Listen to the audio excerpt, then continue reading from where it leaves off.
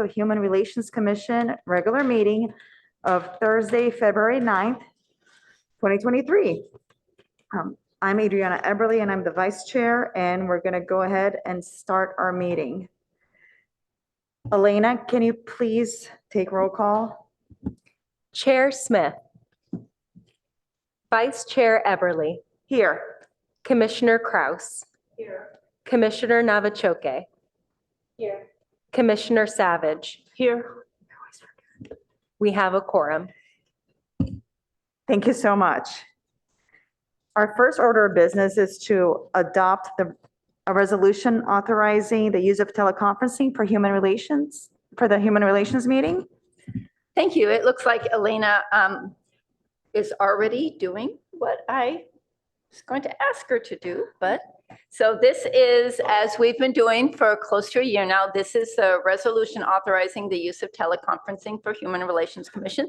This will be the last time that we do this, because in the next meeting, the new requirements that City Attorney Tim Shimizu went over last time will come into play. So if between this meeting and that meeting, if you have any questions about it, feel free to contact me. So we ask that we use the language as provided, and you can probably see on your screen. So we are looking first for any public comment, and then we will go into that. So I'm sorry, Elena, you were right the first time. So public comment before the motion? Because Usually we discuss, and then we have public comment, and then we come back for, no, first is questions, public comment, and then we come back for discussion and motions. So yes, public comment now. Okay, let's open for public comment on the resolution. Hello. Hi. So if any members of the public would like to speak to a remote meeting designation, please put your virtual hand up. I don't see any, so we will go back to the screen for the motion. And let the meeting reflect that Chair Coloma Smith has arrived.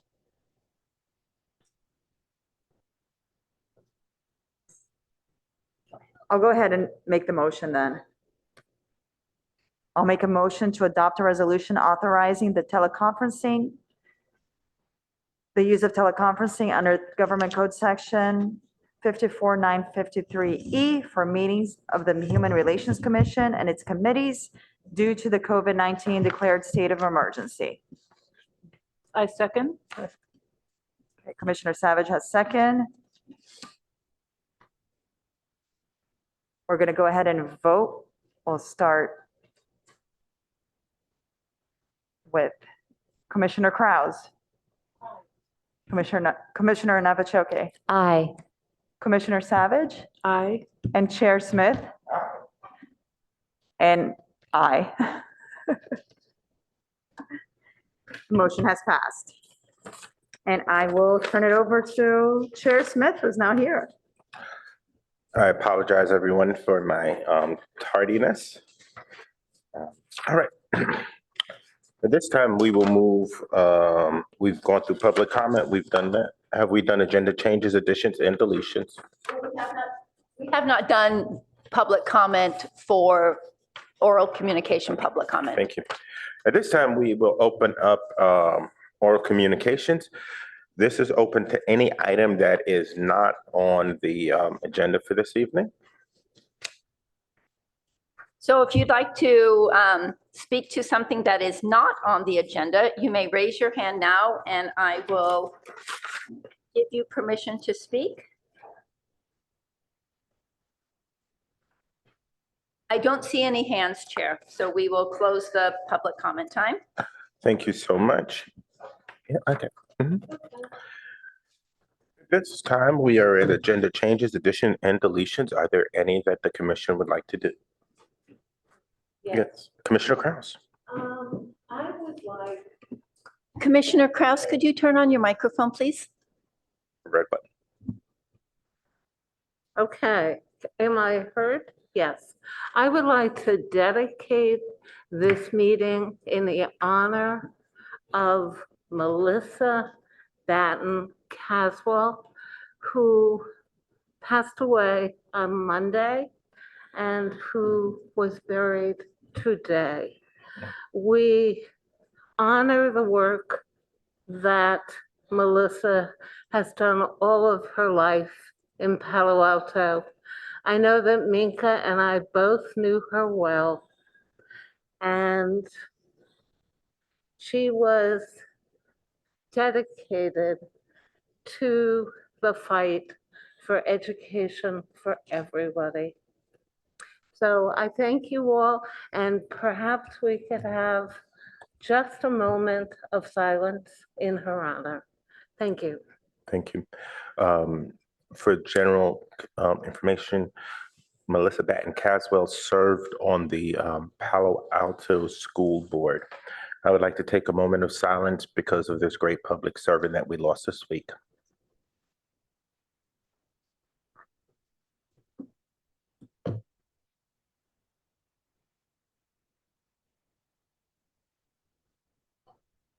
Thank you. Thank you. Are there any other agenda changes, additions, and deletions? All right, we are moving towards the approval of minutes. I will recuse myself from the vote. I will run the vote, but I am unable to vote since I was not here for that meeting. I will take a motion. I have a motion to approve the minutes of the January 12th, 2023 meeting. Okay, do we have a second on that motion? I'll second the motion. Thank you so much. Vice Chair Eberly, we will start with Commissioner Savage.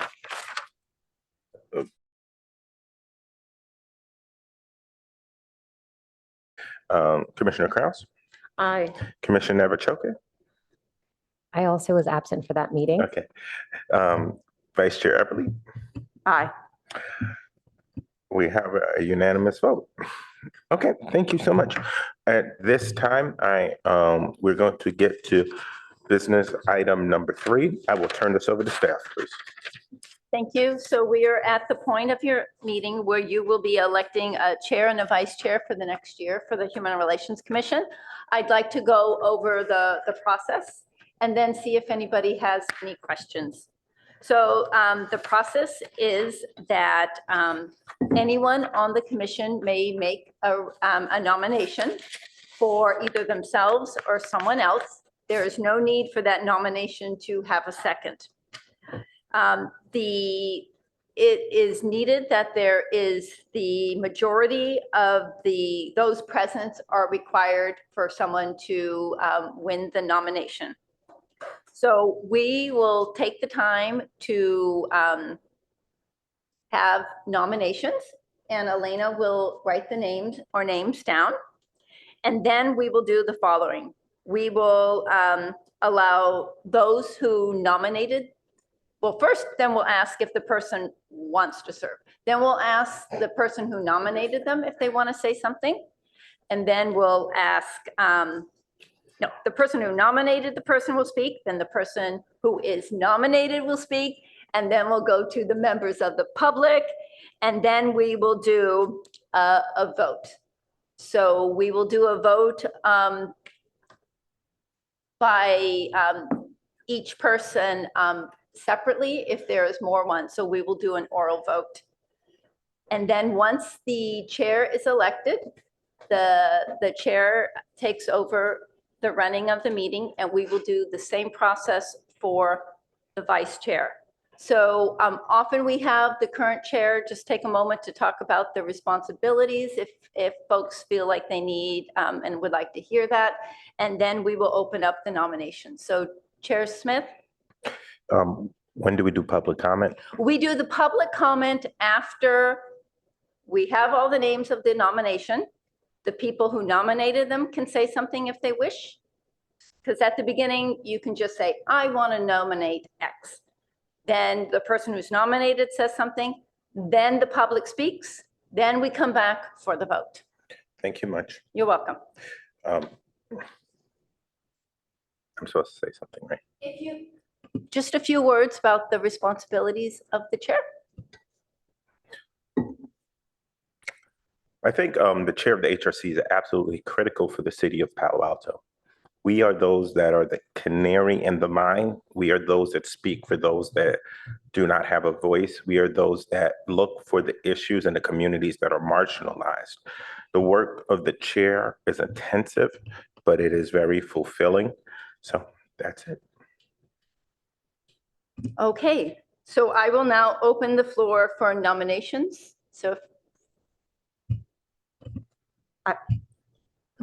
Vice Chair Eberly? Anybody goes? I think if you just give me a signal that you want to speak. There's only 5 of you, so it's not a grand circle of people I have to find.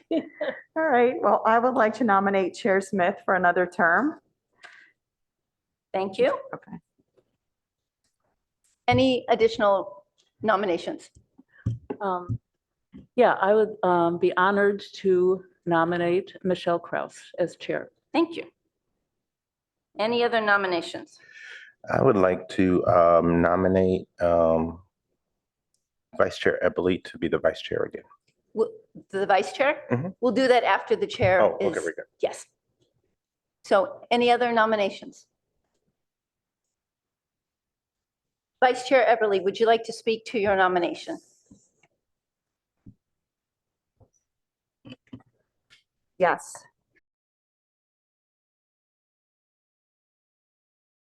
I feel that he's a leader inside and outside of this commission.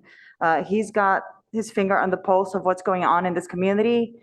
I think there's still a lot of work left to be done. And I believe that he deserves another year to get this work done. And I'd be looking forward to working with him. Thank you. Thank you. Commissioner Savage, Yeah. with your microphone, please, Commissioner. Okay. I've been continually impressed by Michelle Krause's energy, her intelligence, and most importantly, her commitment and passion to community service. She's consistently gone above and beyond in her work for the HRC, and there's no question she has made a difference, a real difference. She's already demonstrated her leadership skills in so many ways, along with her remarkable commitment to the HRC. It's been a pleasure and a privilege to work closely with Michelle, and I believe her skill set and her willingness to go the extra mile will make her an extraordinary chair. Chair Smith has been great these past few years, but I'd like to see a change. Thank you. So now we'll allow those that were nominated to say a few words. So Commissioner Kraus? If you have to accept the nomination, then if so, you will say a few words. I accept the nomination. Thank you. And I am honored to hear the words from Commissioner Savage because they don't come easily. It's not easy to impress her. She's a tough egg, but we've done lots of amazing work, and I will commend Chair Smith for the extraordinary work you have done. Thank you. Your leadership has been outstanding. I'm ready to step up.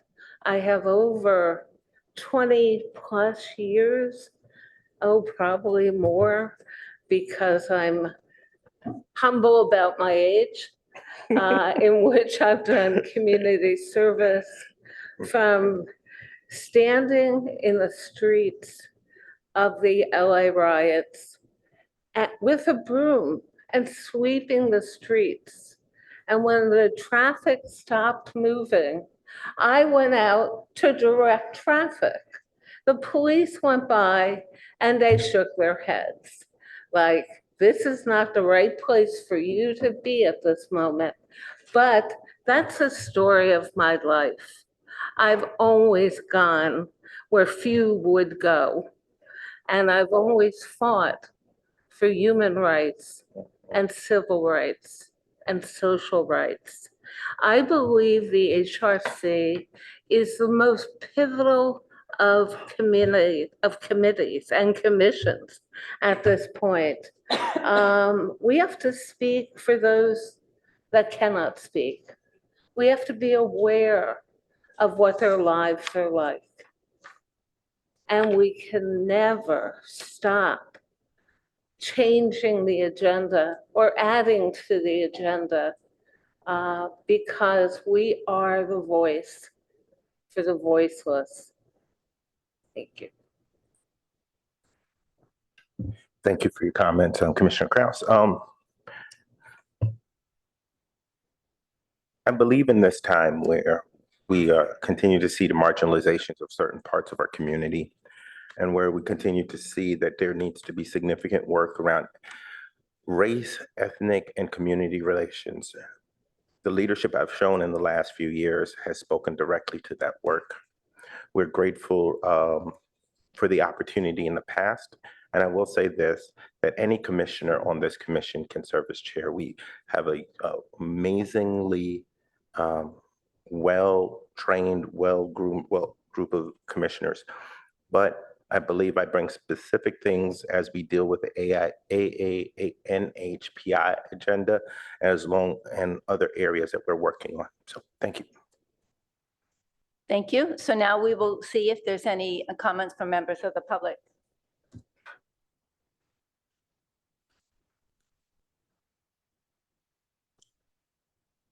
So if any members of the public would like to make a comment regarding the election of the chair, please raise your hand. I see no hands. Okay, we will close public comment time. So I will go in the order in which the nominations were received. And so how this will be is I will say, I bring before you a nomination for Coloma Smith as chair, and then you will each get a chance to vote. If you vote yay, that means you are, so we do each person individually. I think that's the way, well, in the past, we've actually done them both at the same time. We started doing it voice when we went to Zoom. Yes. So is there a preference by the HRC if we do both candidates at once or we do each one separately? There's not a specific. So why don't we just do that? We will do it in one vote. That will. So when I call on you, if you can put your vote down, and then Elena and I will track it, and then we'll go from there. So if you give the name of the person in which you wish to vote for. So I will do my best to do this alphabetically. So Vice Chair Eberly. Okay, Commissioner Kraus. Commissioner Kraus. Okay. And Commissioner Navachoke. Chair Smith, Okay. Commissioner Savage. Commissioner Kraus. Okay. And Chair Smith. Chair Smith. Okay, so Chair Smith has received 3 nominations, so he is re-elected chair. So congratulations. So you can now take over the vote for the vice chair. It is the same process. I'm thinking of how I did public comment. We will open it up once again for public comment. We'll just go from there. So we will open it up for nominations at this time for vice chair. I would like to nominate Vice Chair Eberly. Any other nominations? Yeah, I'd like to nominate Commissioner Kraus. Okay. Any additional nominations? Okay, so we'll do the same process in which we'll ask the people who made the nominations if they'd care to say any words. I have been phenomenally impressed by the vice chair's work everything from interfacing with the Art Commission to what she's done with the renters protection to the other special projects. The other thing is, since her commission has been cut from 7 to 5, the work has become a lot. And Vice Chair Eberly has been willing to step up, even if it means calling in and after hours of travel from international to be in present for meetings. She does the work. She does an amazing job. I'm excited for her to come back as a vice chair. Thank you. I will go to Commissioner Savage. Well, in an effort to save time, I won't go through all of Michelle's attributes, but I just want to add that her passion and commitment and wisdom is something that is very impressive, and I think she'd do a great job as vice chair. Thank you. So we will open it up to see if anybody has comments.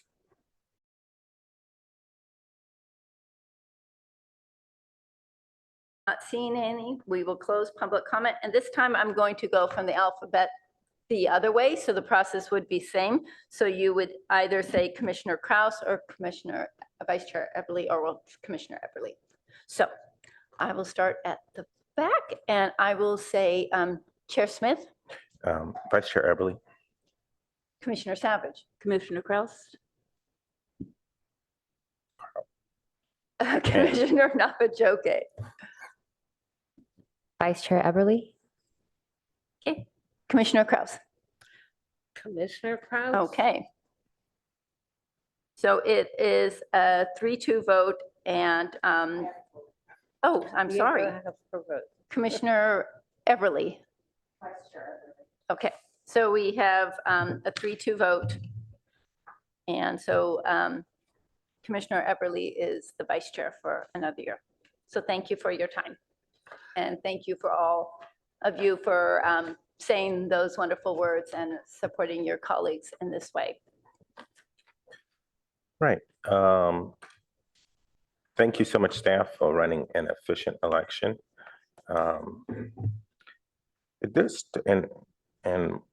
want to reiterate it again. I believe that every commissioner on this commission brings so much to the table, and we're grateful for each person here. I'd like to move to item number 4. Review and recommend funding allocations for fiscal year 2023-24.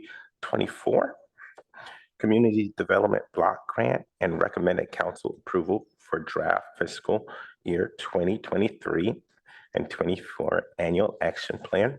This will be staff, Commissioner Eberly and Commissioner, I was looking for the other staff. They're down there. Navajoke will go through this. I will do public comment. We will do public comment after staff and commissioners present, and then we'll do commissioner questions. Okay. Vice Chair Eberly? Or who's starting, staff? I would start with Claire Campbell from the Planning Department, and she will introduce Tina from our consultant firm. Great. Hi, Claire. Thank you so much. Good evening. Congratulations on your vote, everybody. I'm happy to be back here again tonight to kick off the next program year for CDBG. So as you know, I'm Claire Campbell and I'm the manager of long range planning. And I have with me here tonight, Tina Roseberry is our CDBG consultant, and she works with Michael Baker International. So Tina's going to give you a brief presentation, and then we'll be happy to discuss any questions you have for us tonight. So I'll set up the presentation and share my screen.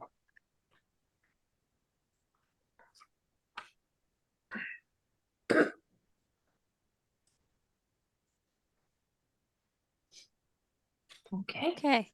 All righty. I'll just get started if that's okay with you, Claire. Yep. Okay. Again, everyone, thanks for allowing me to be here tonight and give a nice presentation on this part of the agenda. Again, I'm Tina Roseberry, and good evening, HRC committee. And thank you all for your hard work and your attendance tonight. The purpose of the meeting is to provide the city with a final CDBG funding allocation recommendation for fiscal year 2023-24. So we can, Claire has been overseeing the CDBG program for the Department of Planning and Development Services, and I've been working right along with her and the steering committee to come up with this presentation tonight. You can move to the next slide. Okay. So the basics for CDBG. Can't figure it out. That's okay. So the basics, so the city of Palo Alto receives funds annually from HUD, which is U.S. Department of Housing and Urban Development. And the city is an entitlement community, which means they get money every year for their CDBG Community Development Block Grant Program annually. So sometimes the allocation is a little bit more than last year. Sometimes it's a little bit less. So we'll be working towards finding out what that allocation is here in the near future. So the CDBG program provides its entitlements or localities with grants to improve physical conditions, economic conditions, social conditions in those communities. And the activities that Palo Alto are selecting always, the goal of this program is for it to benefit low to moderate income peoples.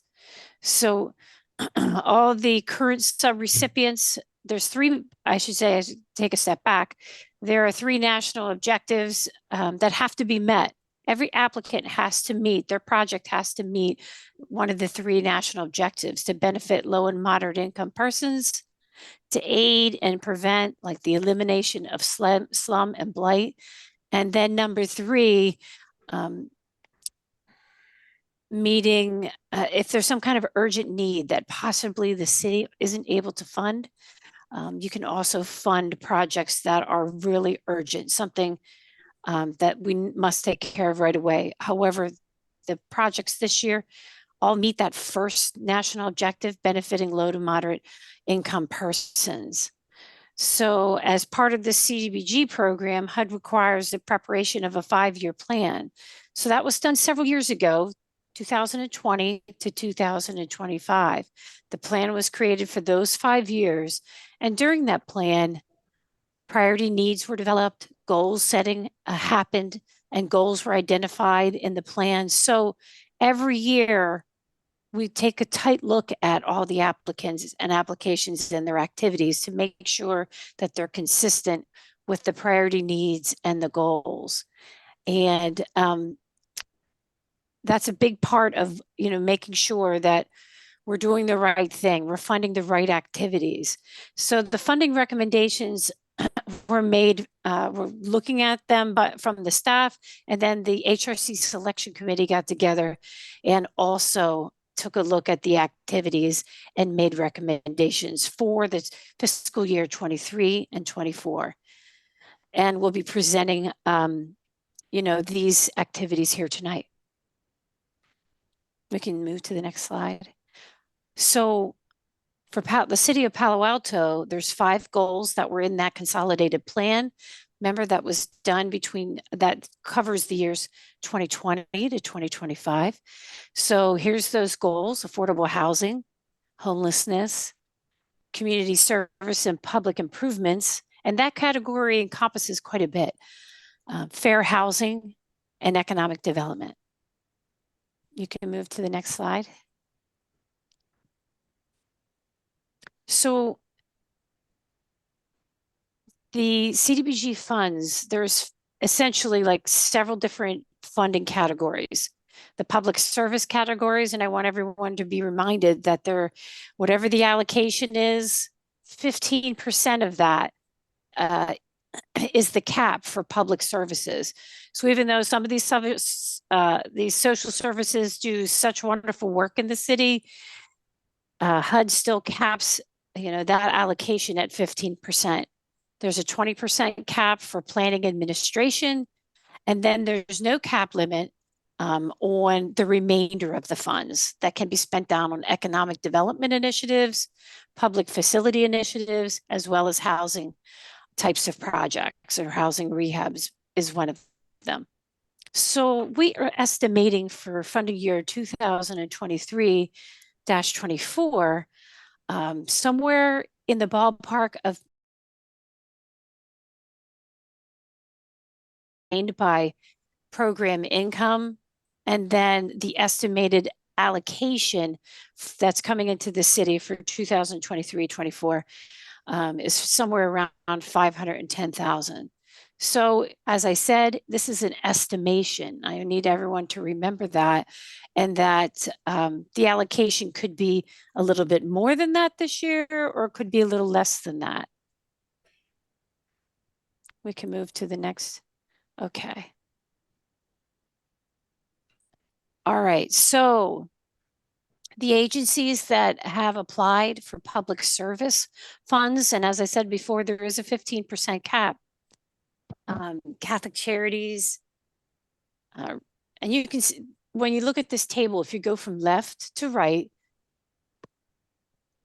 we thought it might be beneficial for everyone on the HRC committee to see how they were funded, these particular entities were funded in the past. From 2021, 2022, their request for 2023, and then what the actual recommendation is. So through the years, you can kind of see where and at what level we've been funding some of the social services here. So there's Catholic Charities, Life Moves, Silicon Valley Independent Living Center, Project Sentinel, which is our entity that helps us with complaints and issues revolving around fair housing, Alta Housing, and Peninsula Healthcare. So Peninsula Healthcare is a new organization that has applied this year. So when you see the NA, I didn't want to just put zeros there. I just thought you should know that they haven't applied in the past, but they did apply this year, and we were able to select them for some funding this year as well. So that all equals out to 91,500, which is the cap for social services here. We can move. Okay, there we go. So for planning administration, again, there's a 20% cap on that. So you can see where we've come through the years. 21, 22, 23, and all the way up here to what the request and recommendation of the HRC selection committee was. Next slide. Okay, so there's other things that have other types of activities that applicants have applied for. So for economic development, there was an organization, for-profit group, We Care has applied, and we can talk a little bit more about these three projects here as you would like to after the presentation here. Rebuilding Together does housing rehab, and City Public Works, an ADA ramp improvement project. And this will supplement funds for a project that they were intending to put out this year. So this helps get more curb cut type of projects done in the city. So let's move on to the next slide. So as I stated before, sometimes HUD will allocate a little bit more or a little bit less. And if it reaches, if it doesn't reach till 10% of that allocation, if it reaches more than the 10%, we would have to come back and kind of determine where the funding would go to. But if it's less than 10%, the selection committee had said, okay, if there's an increase of funds, let's allocate the funds to Life Moves and its shelter operations. And if there's a decrease in funding, we would like to kind of take a little bit of a reduction from all of our activities, just to kind of make it a little fair on how we're doing that. And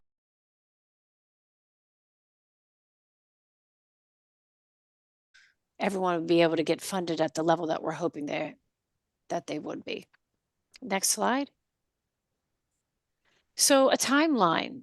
So far, the selection committee met in December, but prior to that, there was a lot of work done to put out the NOFA and to get our applications and get them all in order for the selection committee that met in December. Here we are today with the Human Relations Commission, HRC committee meeting in February. And here in the future, there'll be a public review period from March till April. It's a 30-day review period. City Council will then take a look at this and make their decisions on approving the action plan, as well as its final submission to HUD in June. So this all kind of hinges on HUD being able to provide the allocation in a timely manner, although I try to keep my eyes and ears open to see when that allocation might happen. And it's expected to happen sometime in April. So all I know is that when the federal government approves the budget, HUD has a certain period of time. I've heard it somewhere 45, 50 days from when HUD gets their allocation from the federal government, and then they will do their calculations and send it to those entitlements. So we've heard that it might happen somewhere in April, and this could, push our timeline a little bit, but this has been conservative to and adjusted to that expected April.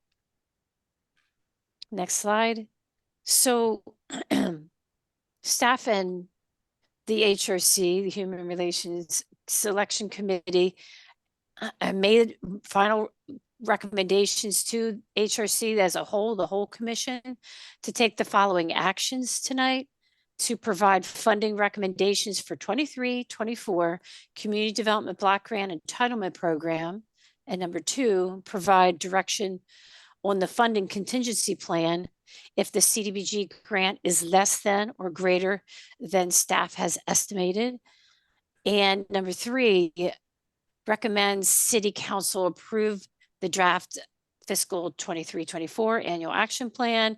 And that was provided in everyone's packet and amended as needed to reflect the HRC as a committee as a whole recommended funding allocations. Great. Thank you. And that ends our staff presentation for you.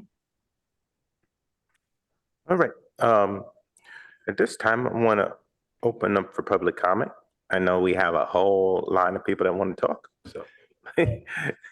Chair, did you want the 2 committee members to say something, or you wanted that afterwards? I wanted that afterwards. Perfect. Because then they Okay. because I think sometimes when you hear public comment, it prompts some Okay. thinking. Thank you. I just wanted to clarify. Do we have any in-person comments? Let me just have Elena get the screen up, and then I will start to work on this.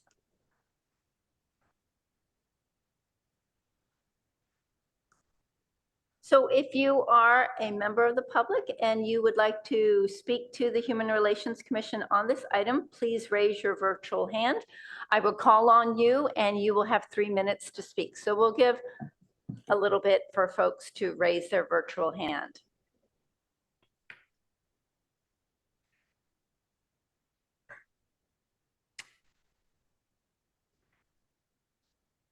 So I am not seeing any hands, which I find is unusual. So again, if you are a member of the public and you would like to raise your hand, if there is, I'm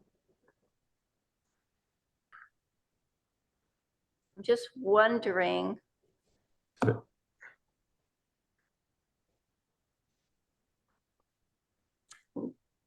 I just find that very unusual for this time. So Do you see my?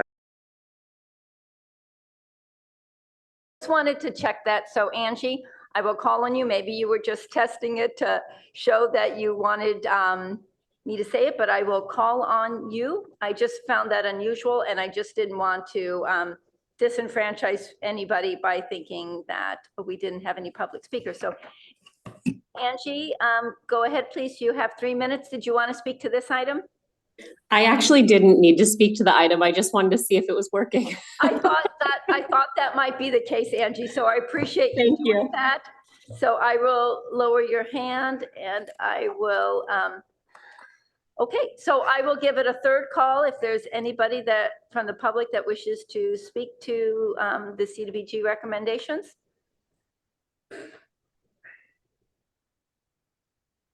Okay, then we will close the public comment for CDBG. Right.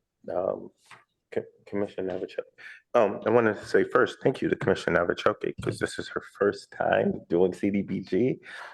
If you've ever done grant review, you know it is one of the most tedious tasks that men have ever created.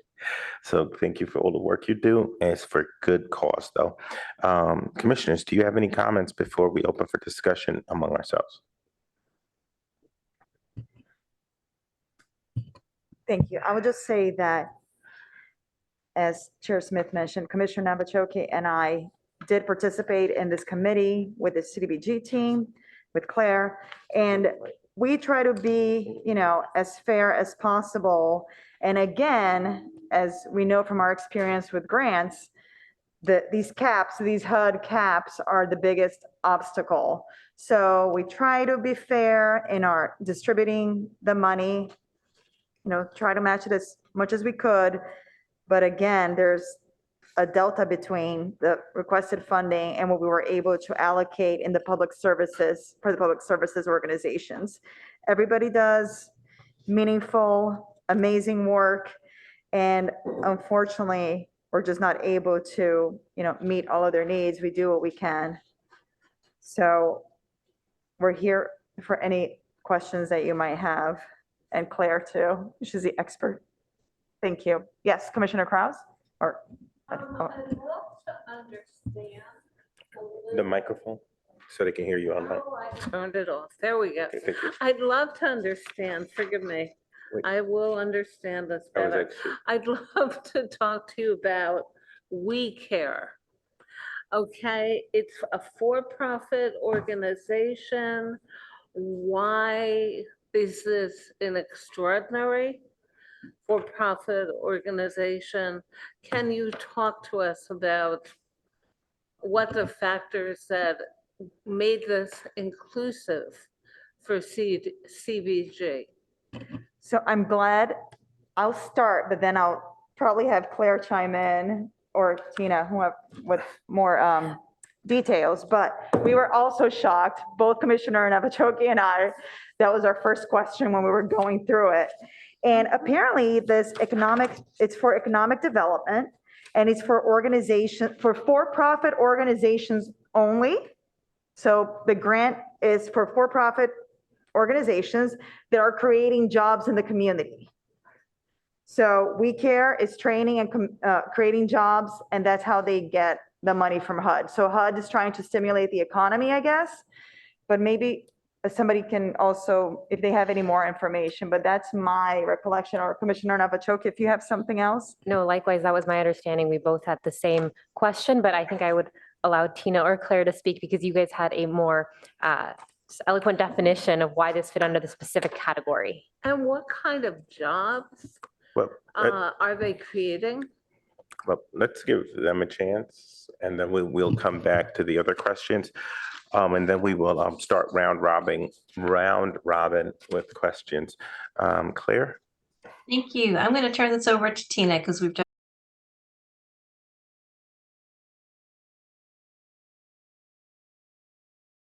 interesting when they did apply. They've applied in other communities. And so I was curious and from staff recommendation, I reached out and talked to them individually. And I do that quite a bit with different applicants when I just want to know about their program and activity a little bit more. So HUD, with his CDBG program, a big initiative of HUD's is job creation, particularly for communities, low and moderate income families and family members who need jobs. So it did create a category for funding that doesn't have a cap, economic development, and We Care is basically a business that helps other businesses. So they're basically on the hook for several years after they're funded to make sure that they are creating jobs within the We Care Corporation.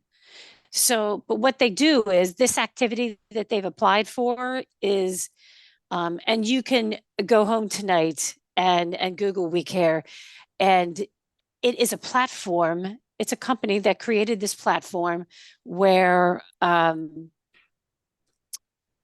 interested families who need daycare can go on there and try to search and find daycare. And then all the daycares that are signed up for this platform for We Care, they then can be matched with daycares that have openings in you check those boxes in those areas where is most preferable for them to have daycare. So it's trying to match those up. And then also they applied for this funding to help out childcare businesses in Palo Alto. So a variety in their application, they said 19 have been on the wait list for We Care. So they'll choose, those that have on the wait list to be a part of We Care first. And what they'll do is basically come in and help them with, they have a software program called Boost, and that helps them out with growing their business, fiscal management, increasing their capacity in terms of enrollment and staffing, and potentially, facility improvements. And if they're looking for staffing, We Care helps them look for staffing for their daycares. And so this is just basically one business helping out other businesses. So if I could answer, I guess, any specific questions related, if I haven't covered it correctly. And I think I saw that there's somebody from We Care that has joined this call as well. And I'd just like to add one more note to that. I think just to be clear that the funding for this project is to go for We Care, for them to add additional staffing to their operations so they can then go out and help these daycare facilities. If that wasn't clear before. Yeah. It looks like it's a marketing. Well, I just went on the website, so this is preliminary. It looks like it is a directory with some marketing back-end management support for the business, which is good, particularly considering my son goes to an operation like this where they're busy watching the kids all day. So some of the background stuff you just can't do. The challenge is that anytime you do any kind of software, let's say they decide to go with We Care year 1 or 2 or 3 or 4.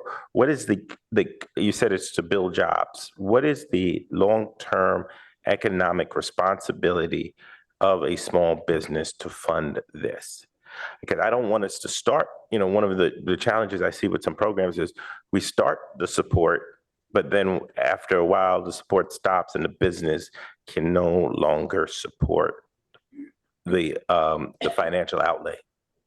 Well, I mean, I think that's the goal of what they're trying to do here is help them for the first by signing them up for this, and then the goal is getting them in a place where they are improving their business practices, their facilities, their relations with parents, that they weren't doing successfully before. So, and they're not choosing, from what I know, they're not choosing and knocking on family daycare doors. These are families, these are daycares that are signed up to want to be a part of We Care and can't afford it. So they're kind of on the wait list to be a part of this because they want more families. and they want families to be matched up with their facility through We Care. Okay, and commissioners, any other questions? Commissioner Kraus? Can you clarify a few things? Since HUD has an objective to add jobs at the lower end of the scale, they're very excited about organizations like We Care. But what kind of jobs are they facilitating? Are they training young child care workers? I'm a little confused of how these qualify and how this is part of the program. So could you explain a little bit further? I can explain probably a little bit. There is somebody here that we might want to ask more questions to from We Care, but so if they receive CDBG funding, they must increase their jobs. And from the telephone conversation I had, the people that they would be hiring would be assisting family daycares, family childcare organizations, businesses, in helping them learn the software, helping them promote their business, helping them learn all about the We Care portal, the parent portal, and a variety of. I'm not quite sure what all they would be doing, but those are some of the things that those people that they would be hiring would be going out into the community to those businesses and helping them.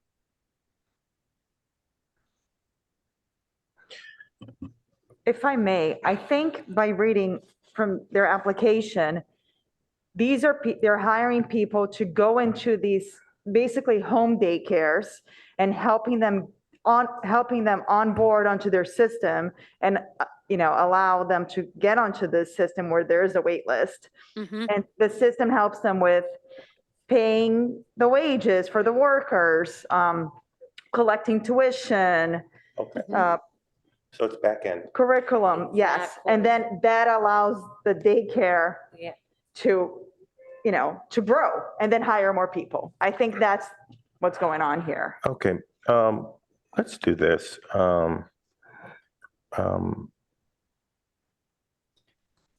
I would like, so I have one question, which I don't think is fair to ask until, I'll ask the question, we'll answer the question, then we can have somebody from We Care.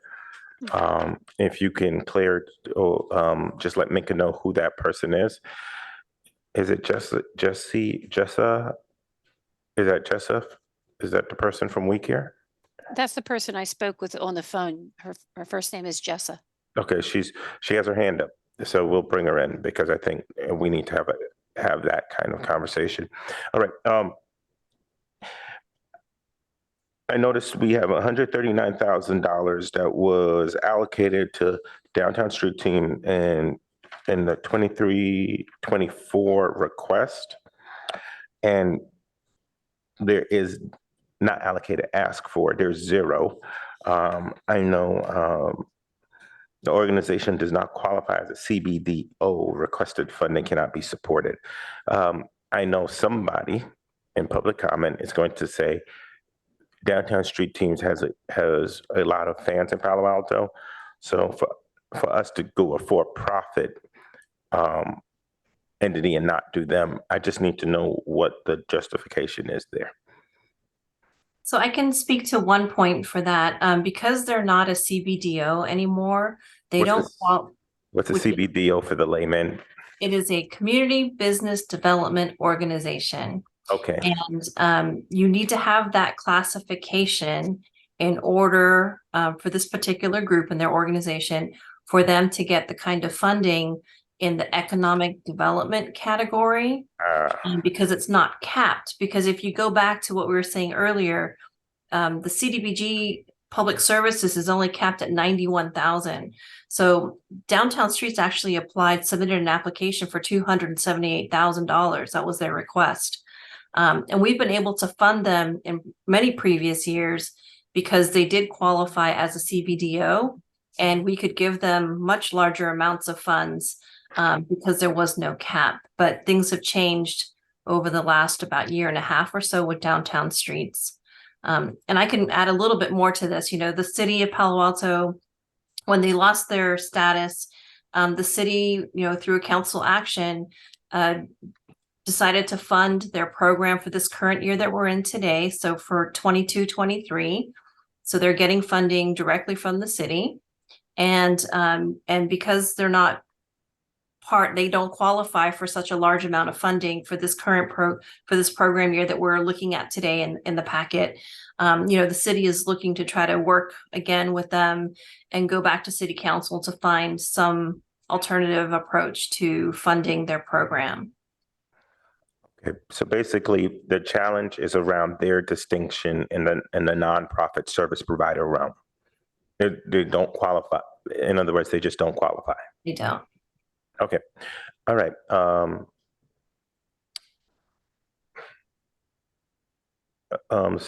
Staff, I will ask if we can pull Jessa Santangelo up and have her explain to us exactly what are the community development advantages to We Care, and how does it benefit the small business? Those were your questions, Commissioner Krause? And moreover, the specificity on the increase of Could speak in the jobs. mic so she can hear you. The increase of jobs, that's what I'd like to address. Is the specificity, are the jobs coming from going in and training people to use their system, and subsequently they're hiring more people at the local childcare, or what? Because I know HUD is pretty specific right now in the range of programs they have allocations for. And I just want to understand how they're adding jobs. She currently has permission to speak. There she is. Hello, everyone. Thanks so much. Definitely would love to add some clarity on is the job creation, that LMJ job creation.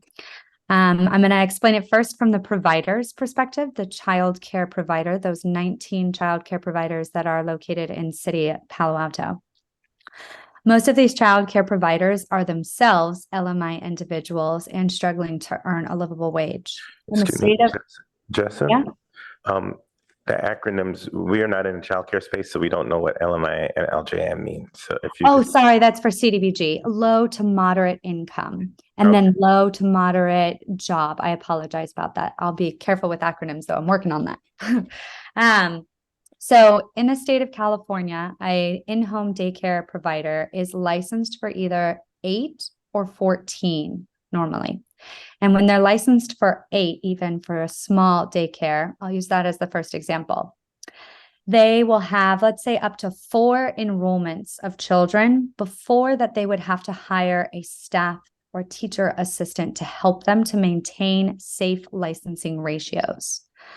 So if they get a call for a 5th enrollment from a family, they would have to hire a teacher assistant. However, at 4 enrollments, they're currently not earning a sustainable living. In fact, in City of Palo Alto, the average earning of a child care provider is $38,000 in a year. So they feel stuck. They'll actually turn away that family, even though they need that 5th, 6th, 7th family to help them really with economic mobility. So the way that we are helping these child care providers and the jobs that are being created are those teacher assistants that are created in those actual businesses.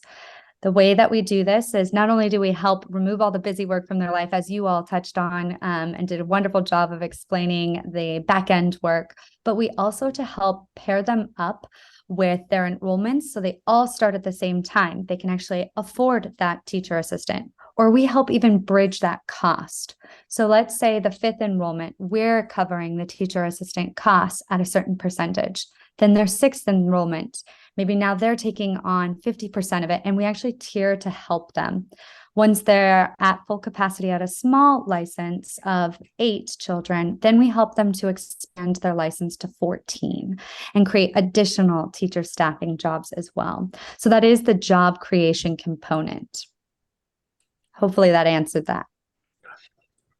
That was really helpful. Commissioner Krause? No, I'm fine. I'm still not quite satisfied, but I'd love to see your numbers at some point to see what percentage you're covering of the new childcare actor who is hired. Mhm. You know, is it the lion's share? Are you just passing through funds? I'm sorry I'm being a tough one on this, but I want to understand desperately how you're adding jobs and what these jobs will do over time. And I appreciate that. I think it's important that we understand it and you understand it and feel confident. For the sake of time, what I'd love to do is maybe set up some time to actually go through the numbers. We've done a whole childcare needs assessment, feasibility report, and we can also do a demo and walk you through the entire program so you can have a really in-depth understanding of it and really feel confident in that decision. Thank you. Thank you so much, Jessup. Claire? We have one more round of public comment, right? With CDBG after we do the motion tonight, right? Yes, there's a formal comment period where there's a 30-day comment period because we're going to have the draft annual action plan posted. It's actually on the web right now, but we'll have a formal comment period where anyone can take a look at the document and provide comments. And then we will be taking those comments and moving forward to the city council. Okay.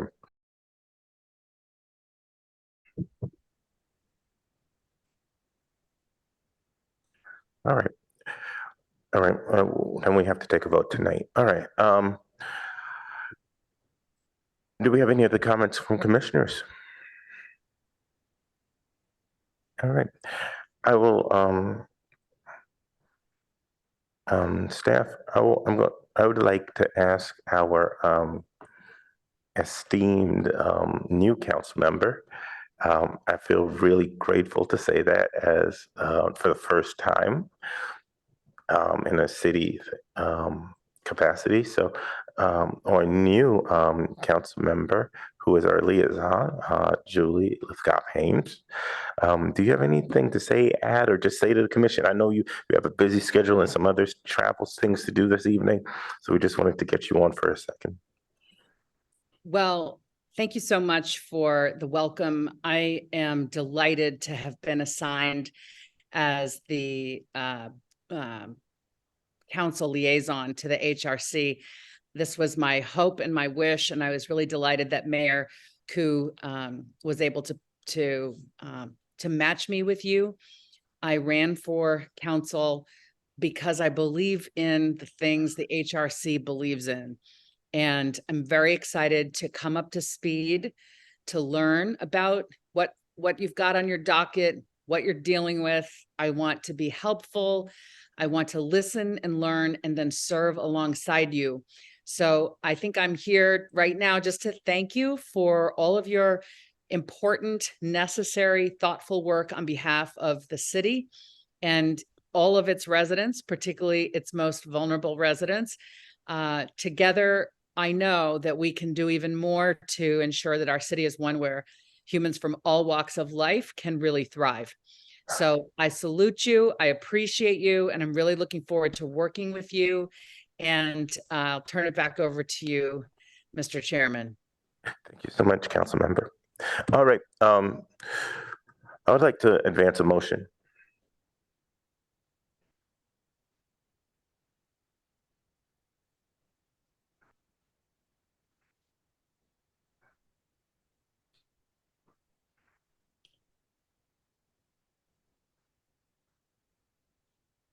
What was that you just moved down?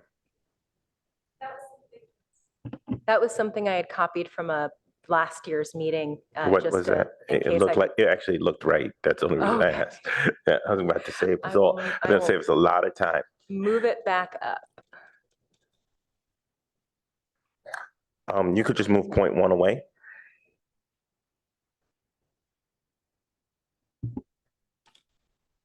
Because they already have a contingency built in this year's plan. I move and second that the HRC recommends the city council approve the draft as amended as needed.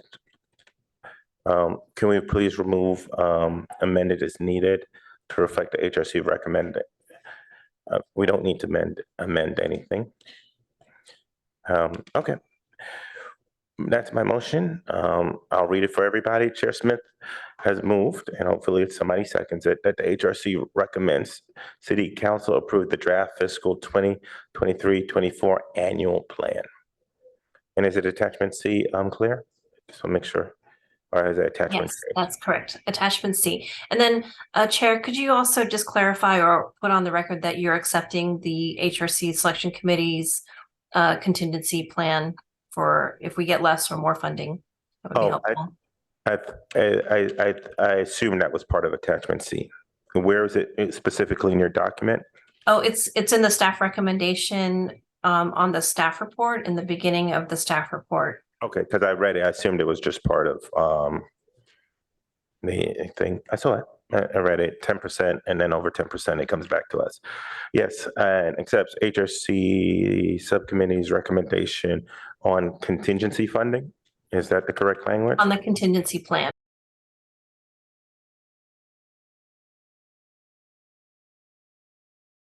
Passes the look test. All right.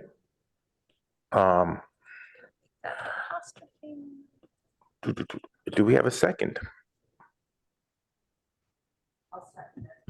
Vice Chair Everly seconds it. We're going to vote now after staff gets it in place. I just wanted, before we continue, just say thank you to Claire and Tina and to the commissioners. Grant management from either side, whether you're whether you're applying for the grant or you're managing the grant with the federal government or any government, is very difficult work. So we thank you for the work to the community. We'll open voting. We will start on my right-hand side. Commissioner Eberly, Vice Chair Eberly. Aye. Commissioner Navachoke, Aye. Commissioner Savage, Aye. Commissioner Kraus. Chair Smith, aye. We have a vote of 4-1 on the CDBG plan. Thank you. All right. Claire, Tina, thank you again. We have renters next, right? Huh? Okay. Can we take a 5-minute break? Because I think we're going to be here for a while for that one. So I'm going to give commissioners 5 minutes to stand, stretch, use bathroom, because I think we're not going home early tonight. All right, let's go.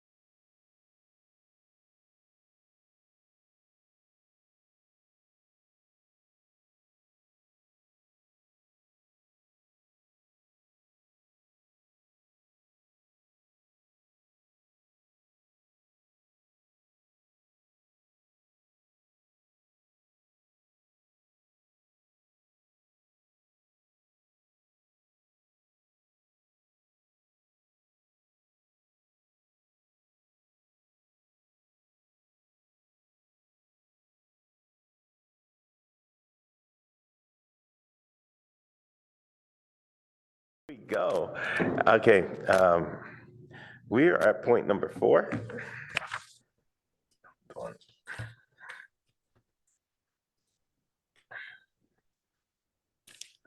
Trying to find the right paper.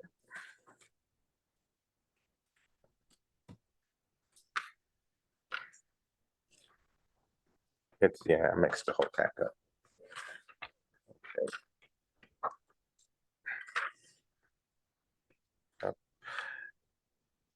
Agenda item 5, continued discussion of the recommendations from the ad hoc committee in response to city council referral to the commission on ways to improve the implementation of the current city renters protection. We will have Vice Chair Adriana Eberly and Commissioner Dr. Michelle Kraus give us their presentation on this. After the present, does staff have any comments on this, or do we go straight to public comment? I would say that, I mean, the normal practice I would do is that the commissioners would give their presentation. The other commissioners would ask questions, then go to the public. And then when it comes time to wordsmith or do things with the recommendations, that happens after public comment. All right, I'm going to just flip the order. I'll have public comment then we will do our question answer period. All right, I know that you've worked very hard on this. This looks very different than the last one. So we will, Vice Chair and Commissioner, please do the presentation. Commissioner Kraus is going to start and then jump over to me.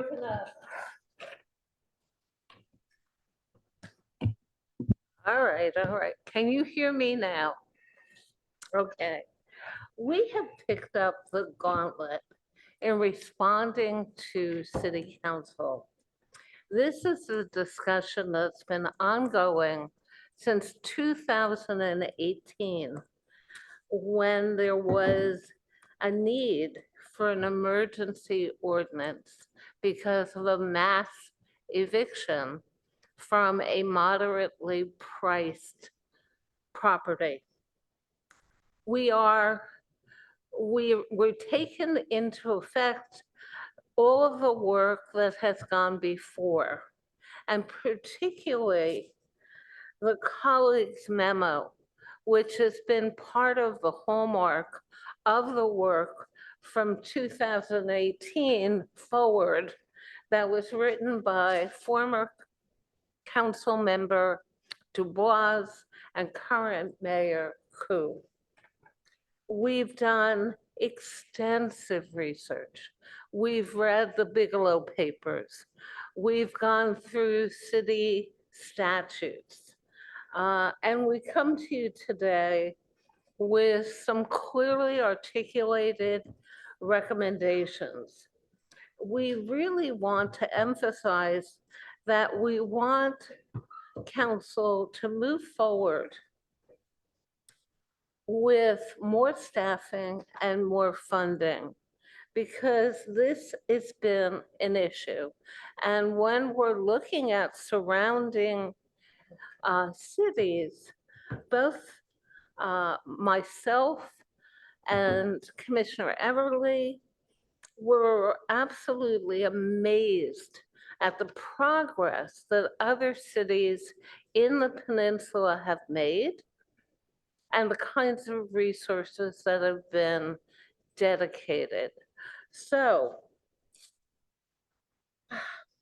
and in addition to that, just knowing that the current White House has issued a mandate, again involving HUD and many other agencies together, concerning themselves with the rights of renters.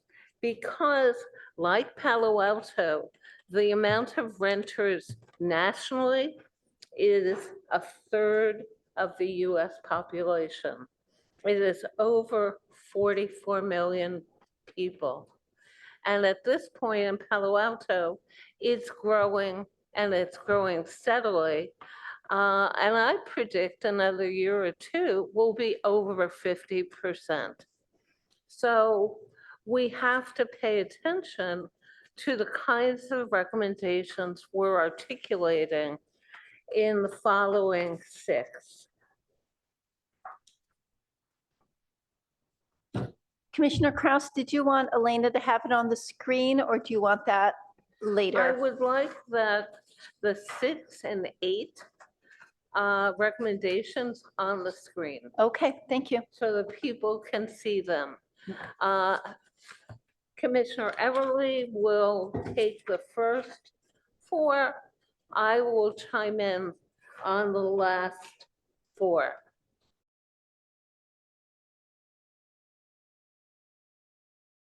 On mine. Okay. So I'll start then with our recommendations. So last time we were here in November and we gave our presentation, there was some critique about our recommendations, that they were not specific enough. So we went back, Minka helped us, we did some more research, we talked to Mountain View, we talked to Project Sentinel, we looked at more ordinances, and we came up with, and we looked at our report again and came up with new recommendations. So number 1 is council to direct PAMP, which is the Palo Alto Mediation Program, and Project Sentinel to increase community outreach regarding the availability of the non-binding Palo Alto Mediation Program. Although the program is highly effective for landlord-tenant dispute resolution, it could benefit from greater community awareness.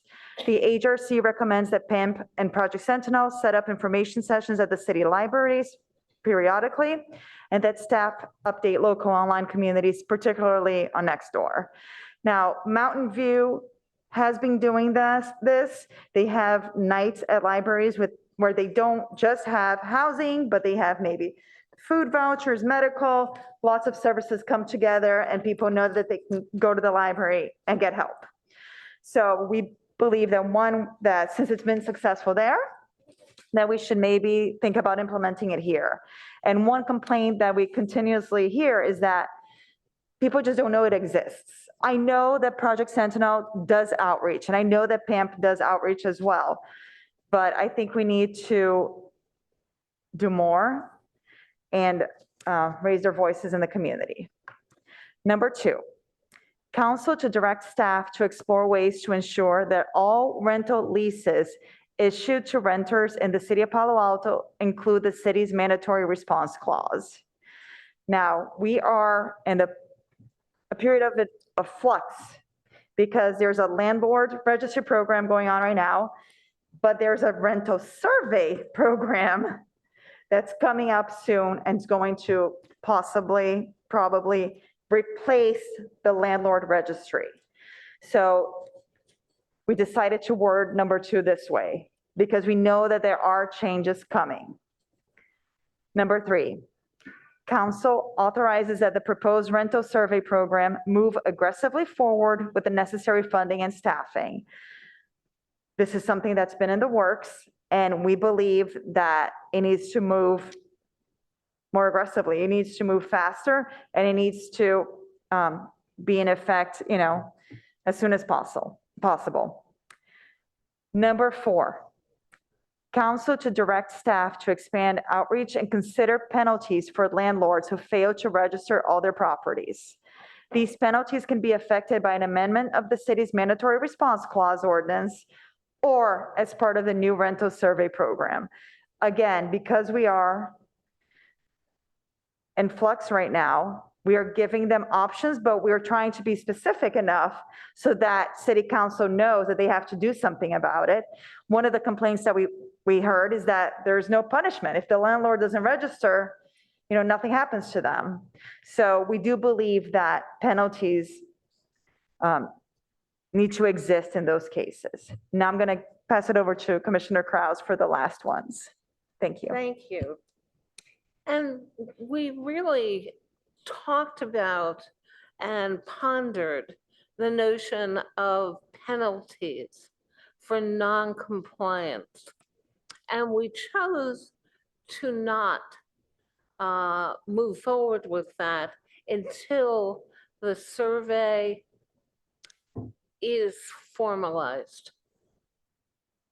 And we really spent a lot of thought about this. So on number 5, we're asking council to patch the gaps left by California.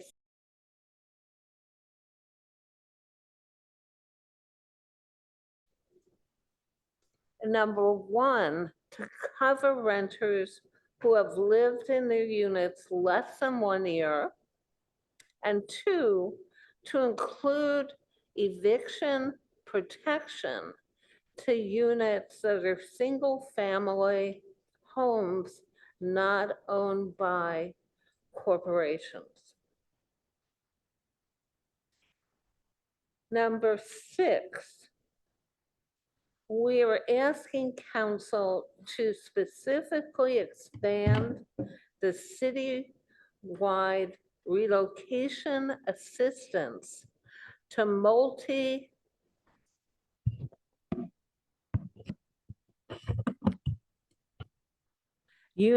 buildings with less than 10 units, not owned by corporations.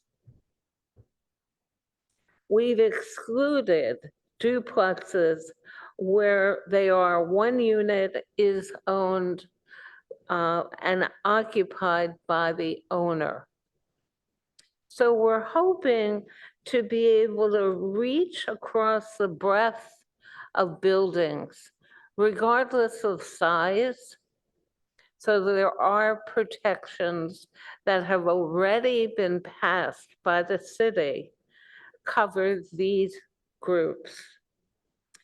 Number 7, we recommend that council proceed with a fair chance ordinance.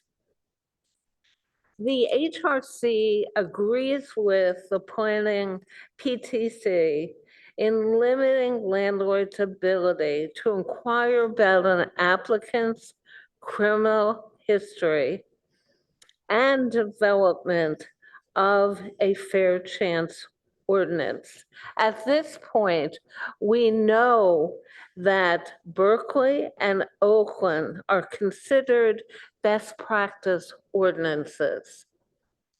We know that no one on the peninsula or in Silicon Valley has addressed these issues, and we recommend that we take a move forward because we are the leader of Silicon Valley. Number 8, we recommend the implementation of proactive rental inspection programs. These are powerful renter protection tools and are being explored in neighboring jurisdictions. They are a means to protecting renters. The proactive rental inspection program would mean that inspectors were routinely visiting the entire rental housing inventory, and specifically to assure that all units are safe and legal for all residents, whether they be market rate tenants, seniors, or the disabled. And we're open for questions. Thank you so much. I gotta hit my button. Thank you so much. This time we will open for public comment. Question, do we have people in the room that want to make public comment? Before we do that, can I just say, on number 5, it actually should be AB 1482. We have an extra 4 there. That should be Okay. deleted. Okay. How many, do we have hands up online? We have at this point 4 hands online. So how we usually like to do is we like to have someone in person and then online. So Okay. we can go. So we will start, I assume Mr. Wood is in here. And then we will go to Mrs. Angie Evans. So Ms. Angie. we can actually, Elena, did you give the chair the cards? Because he will call the cards. This is the first time we've had people in public in 3 years. So just give us a moment to get back to our cycle. So we'll start with vice versa. Okay, Okay, so go Sorry. ahead, sir, you'll have 3 minutes. okay, I'm Marcus Wood, as you probably know, and I'm a little old school. I wrote it on a piece of paper. As I listen and read about the proposed rental program, I'm at a loss to understand its purpose. The program seems to be based on anecdotes about certain landlord transgressions. Allegedly, the program will cover a large percentage of the population who rent. It will create a database of rental properties in the city, cap security deposits, and expand relocation assistance. Other ideas include, I haven't heard it today, but I've read it in the past, anti-gouging policies, restrictions on landlords, investigations of potential tenant criminal records. That one we'll say is so-so. None of these policies will create more rental units or lower apartment rents, and all are likely to discourage both construction of new units and renting of vacant residences. Instead, these policies are a burden to landlords with higher costs to evict bad tenants. We can talk about that one offline, to maintain their properties and to report to a growing city bureaucracy. The policies advocated imply that landlords are gouging or somehow taking advantage of tenants. This simply is not happening on a large scale. Landlords like to keep paying tenants.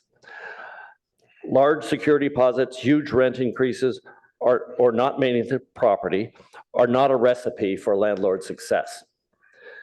The competition among landlords is is due to the current high vacancy in Palo Alto and adjacent cities. Contrary to the policies being discussed, low-income renters are a minor issue. 15% of our rental units are below market rental units, which are controlled by the Palo Alto Housing Corp. These units don't need an additional layer of protection from the city. The rental caps and the security deposits discussed already exist through the state of California rent control law. State law does not allow for evictions to, does allow for the conviction to renovate apartments. This is how we constantly improve the housing stock and ensure that others will be able to invest in apartments in Palo Alto. The entire issue seems like a solution in search of a problem. I'd like to suggest that the goal would be to improve and enlarge the housing stock to the benefit of the general population. The policies being discussed are counterproductive to this goal. Instead, these policies will raise costs, discourage investment, and help a very small percentage of the current rental population. And listening tonight on the 8 recommendations, you're going down to a single family house. So if I go away for a year, I'm not going to rent my house. So that's not going to help anybody. Penalties for those who do not register. Thank you so much, Mr. Wood. Am I past my 3 minutes? Okay. Yes, sir. Thank you for your time. You can tell how I feel. Thank you. Ms. Evans? Hold on. Thank you very much. I'm Angie Evans. I'm one of the co-founders of Palo Alto Renters Association. I'm also a little bit old school. I helped to pass Mountain View's rent control measure, which this is not. But more importantly, Mountain View's rent control measure really proved that renter protections are not in conflict with increasing the supply of housing. Their housing department will show that.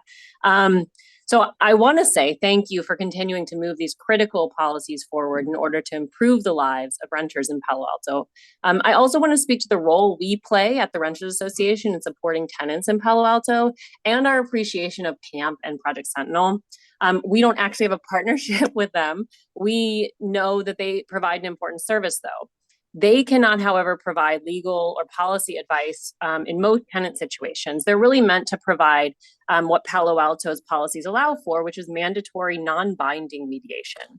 When tenants come to the Renters Association, which was at least 80 tenants last year, we usually get about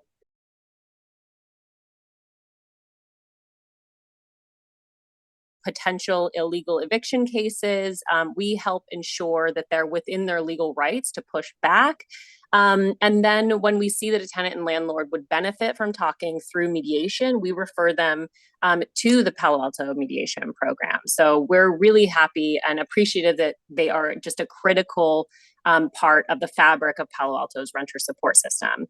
However, it's not enough. None of these can really be implemented. None of these great policies that were outlined can really be implemented without a robust rent registry, which has taken literally years to implement. I look forward to these policies moving a little more swiftly in the future with, as you all mentioned, potentially more staff and resources, those that they need. I would prefer that they cover more housing types. It's easier to implement these kinds of policies for tenants to understand and for landlords to understand their rights if we have more blanket policies. But I recognize that these represent a compromise. The last thing I want to say is, this is all to say that I am very glad to see them moving forward. But every couple of months, including today at school pickup, I talked to another family who just painted their kid's room or put in a trampoline or did something to really settle their life in Palo Alto. And then their landlord sells the home and evicts them in a very swift period. And it doesn't have to be this way. And I hope to see these policies move very quickly in order to change that. Okay, thank you very much. Is there anybody else in the room? Do you have a second card, Chair? No, I don't.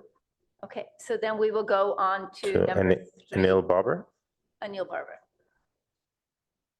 Anil, go ahead. You have 3 minutes. Good evening, Chair and committee members. Anil Babur with the California Apartment Association. I wanted to speak today to talk on some of the issues you're evaluating tonight.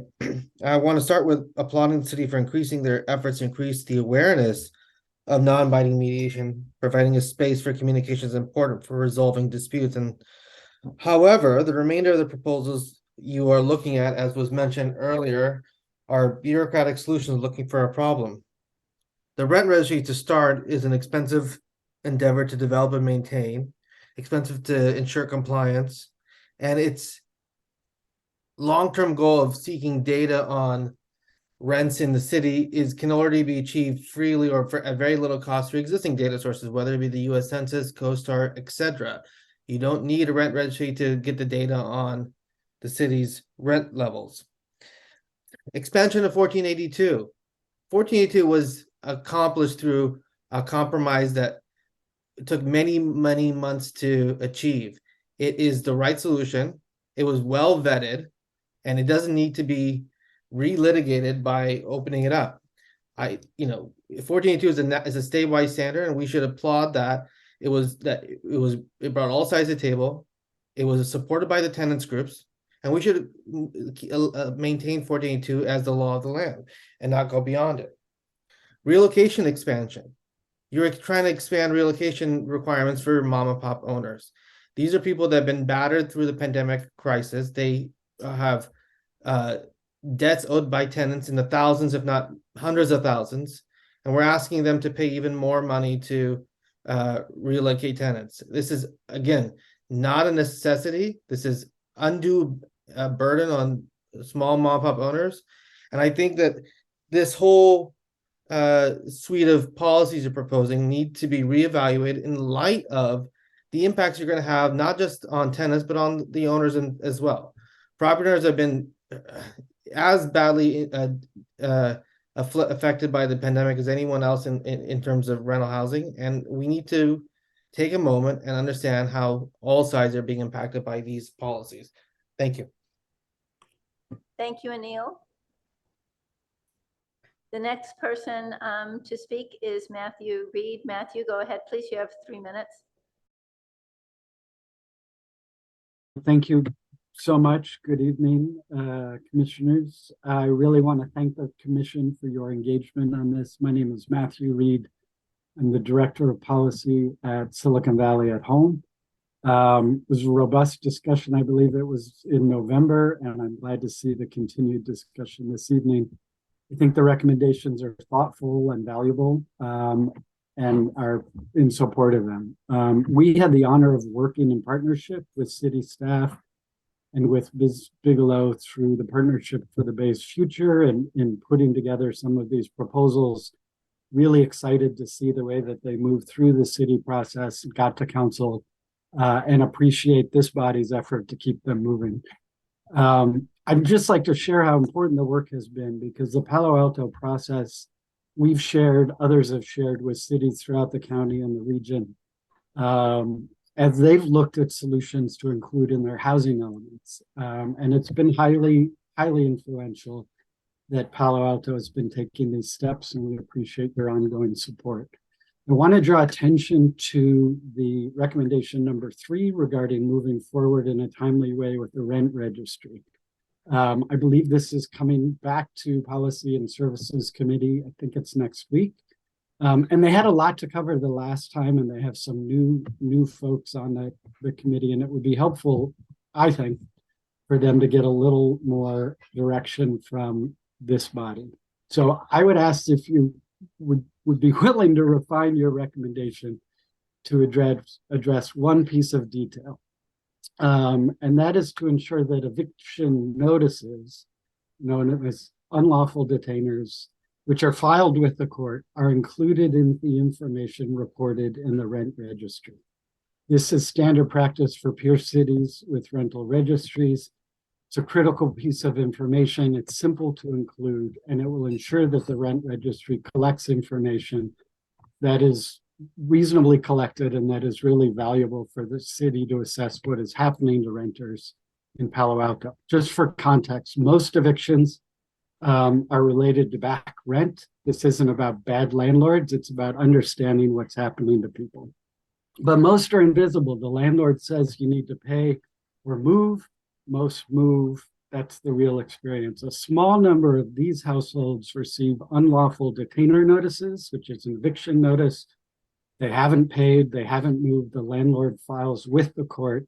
Knowing how many of those there are and what the reason for those unlawful detainers is really an essential piece of information, because only 10 or 20% actually have a court-ordered eviction, and those unlawful detainers really are the piece that tells the story. Thank you so much, Mr. Reed.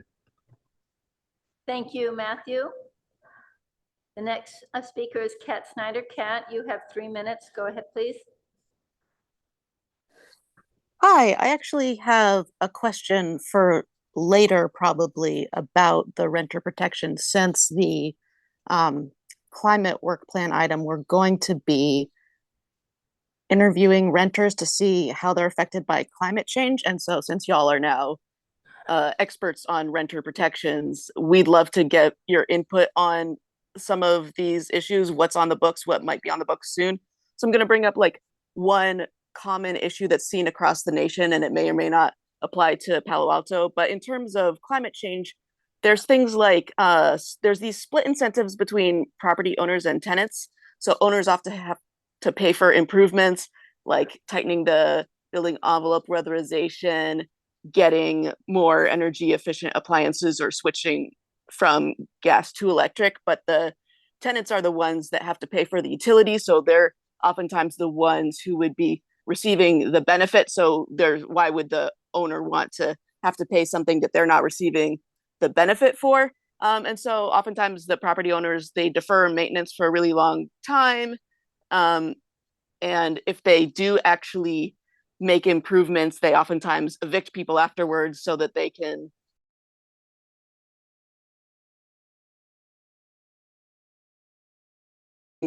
that we're going to have to tackle while we're interviewing folks. And so I just love to, if you all have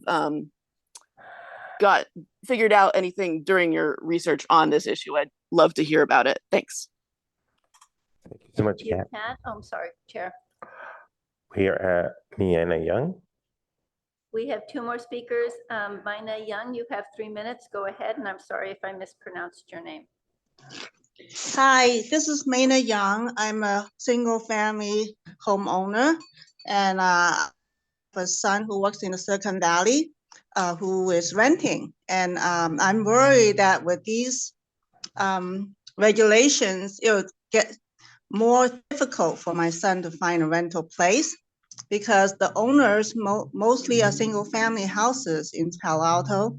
They're going to be unlikely to go through the trouble and the risks of having to study all these regulations that are difficult to follow, and a lot of them are elderly or disabled. And when they got the house, it was low income. I mean, they worked really hard. Nowadays, the prices going up, but doesn't mean they have the cash. So they cannot afford to hire lawyers or counsel to help them to follow every dot of the regulation. And so that's going to be a trap for them legally. And we know in other places, tenants tend to gouge owners for every little thing. And that's why the rent is going up, and a lot of owners are leaving the market because they just don't want to go through the risk of having nervous breakdown and all the legal fees to have to deal with these all regulations. So please stop making it more difficult if you want more housing, because everywhere you see, you go to San Francisco, I looked at the census data, you can see how many units were built in different years. And the decades that have been since 1979, when rent control started in San Francisco, you see that the number of houses built are less, 1/3 less than before 1979, when the population was growing. So rent control hurts housing and hurts the renters. So please do not add any more regulations. Please make it easier for the owners to rent it out. So there will be more supply for housing. Thank you. Thank you. Our last speaker is PS Internal Account. Go ahead, please. Hello there to the city council members of Palo Alto. This is Carol Kahn, and I apologize. My screensaver says Project Sentinel. I'm the executive director of Project Sentinel. I did want to comment on and thank the council for their research and in-depth work on these issues. I will speak to the Palo Alto Mediation Program, which we assist with administering in terms of the outreach. We are coming back from some times when we had staffing instability at Project Sentinel, and now are much better on course with our outreach. We have a playbook plan for every quarter, exactly everything we're doing, from online, digital, and social media ads to disseminating information via email blasts and through the city. And then, of course, we've done brochure drops at all the libraries in Palo Alto, including brochure drops at other apartment complexes. That said, there's always more we can do. We appreciate very much the recommendation to hold a clinic or an otherwise standing session at the library. We will absolutely incorporate that. We've also been at farmers markets and other community events. I did want to offer perhaps one friendly amendment or an idea for consideration, which is to think about requiring that landlords include a mediation clause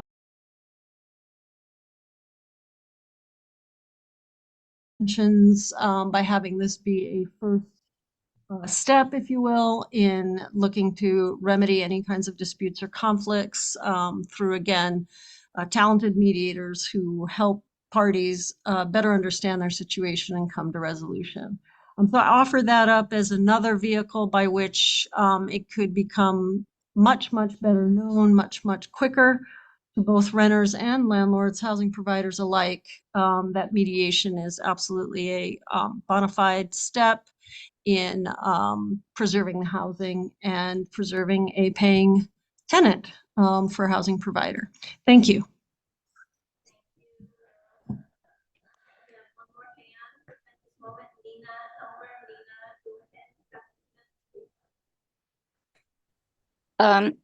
Yes, I'm Nina Helmer.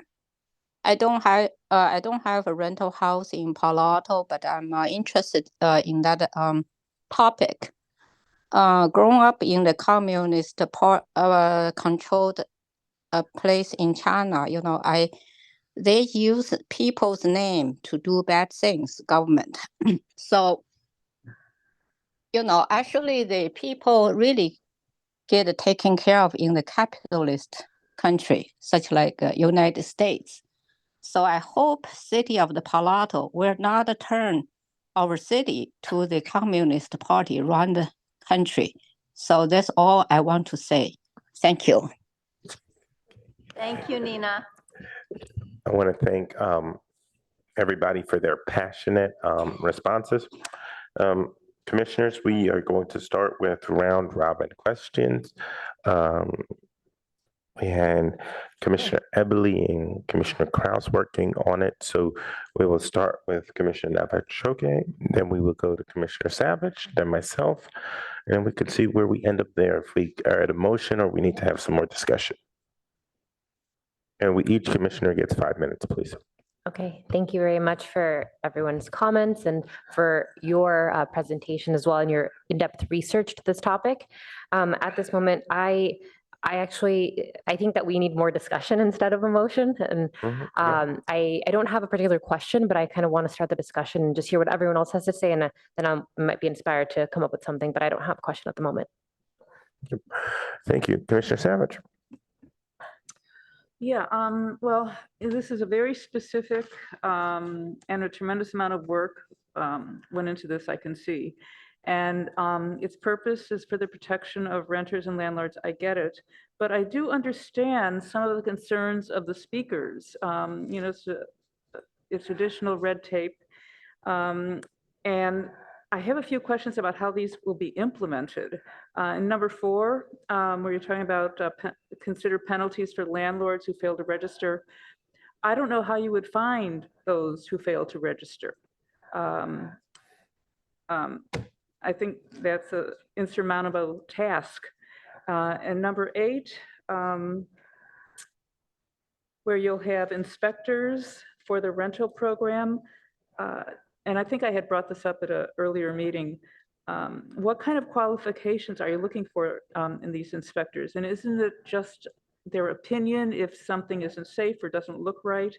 I just think there's a lot more that needs to go into this before anything can move forward. Any questions on it, or anything else on it? Anything else on the, okay. All right. I want to thank the commissioners. I have a couple of thoughts, couple of things. Can we start timer for the time?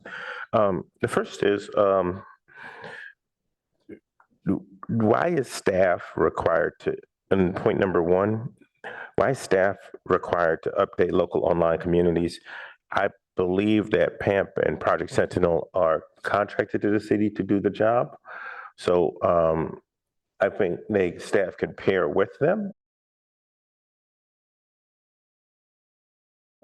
It's your job to figure out how to get it out. I do want us to also talk about, I love what you said about the community outreach in Mountain View. I don't know how we add that to it, but okay. I don't know how we codify that, but I think you're onto something here, because I've lived in my apartment in Palo Alto for about 6 years now, and the only reason I know about PAMP and Project Sentinel is because I serve on this board. So I think there needs to be a more general thing. I'm on Nextdoor all the time. I don't see anything social media. You know, I've seen the renters group more than I've seen PAMP. So, okay. Number 2, I'm confused with number 5. I'm confused with number 5. I'm not sure what one covers renters from. What does it mean by covers renters who lived in their units? What is it covering them from? I'm not sure.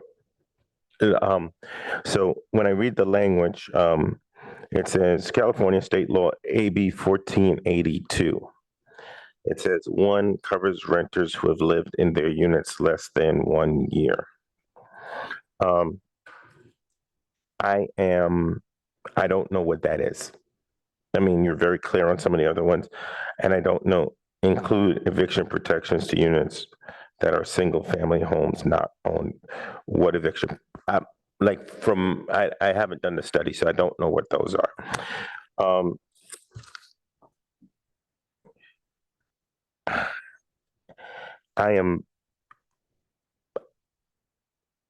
I saw that I have one challenge around, numbers. You did address it since the last time. So there seems to be a gap, here. It says in number 6, council to expand citywide relocation assistance to multi-unit buildings with less than 10 units not owned by corporations. So, and then it says not including duplexes where one unit is owner occupied. So you're basically saying owner occupied is the distinction? A duplex where one of the units is owner occupied would not qualify. This is a concern that I had last time we talked about this in Yes. November. Mhm. Because if you own if you own the property and you're renting out, I did not want to, What if a homeowner rents out a basement and I'm from New York, so I'm going to use New York terms. Basement and upstairs, or they have 3 units and it's a one person. Is there any way that we can talk about owner occupied being the threshold and not duplex? that's something we can discuss. Mhm. What we are proposing is a duplex where one unit is owner occupied. I'm be curious to how many houses have basements in Palo Alto. I don't think they do. And that's why I said that's why I codified it by very clearly saying, I know this is a New York thing. If we have basements in Palo Alto, they're all flooded right now. So I don't know.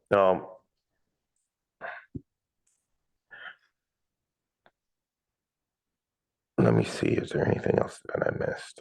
Well, we can start responding maybe because I'm Yes. going to forget all the points that people Okay. made, Yeah. So you can start right there. I'm going to, first I wanted to respond to Carol Khan's comment and the mandatory response clause, which is already part of the city ordinance, does include mediation on the clause. So it's not something we can have to change. It already says that Mhm. on the ordinance. On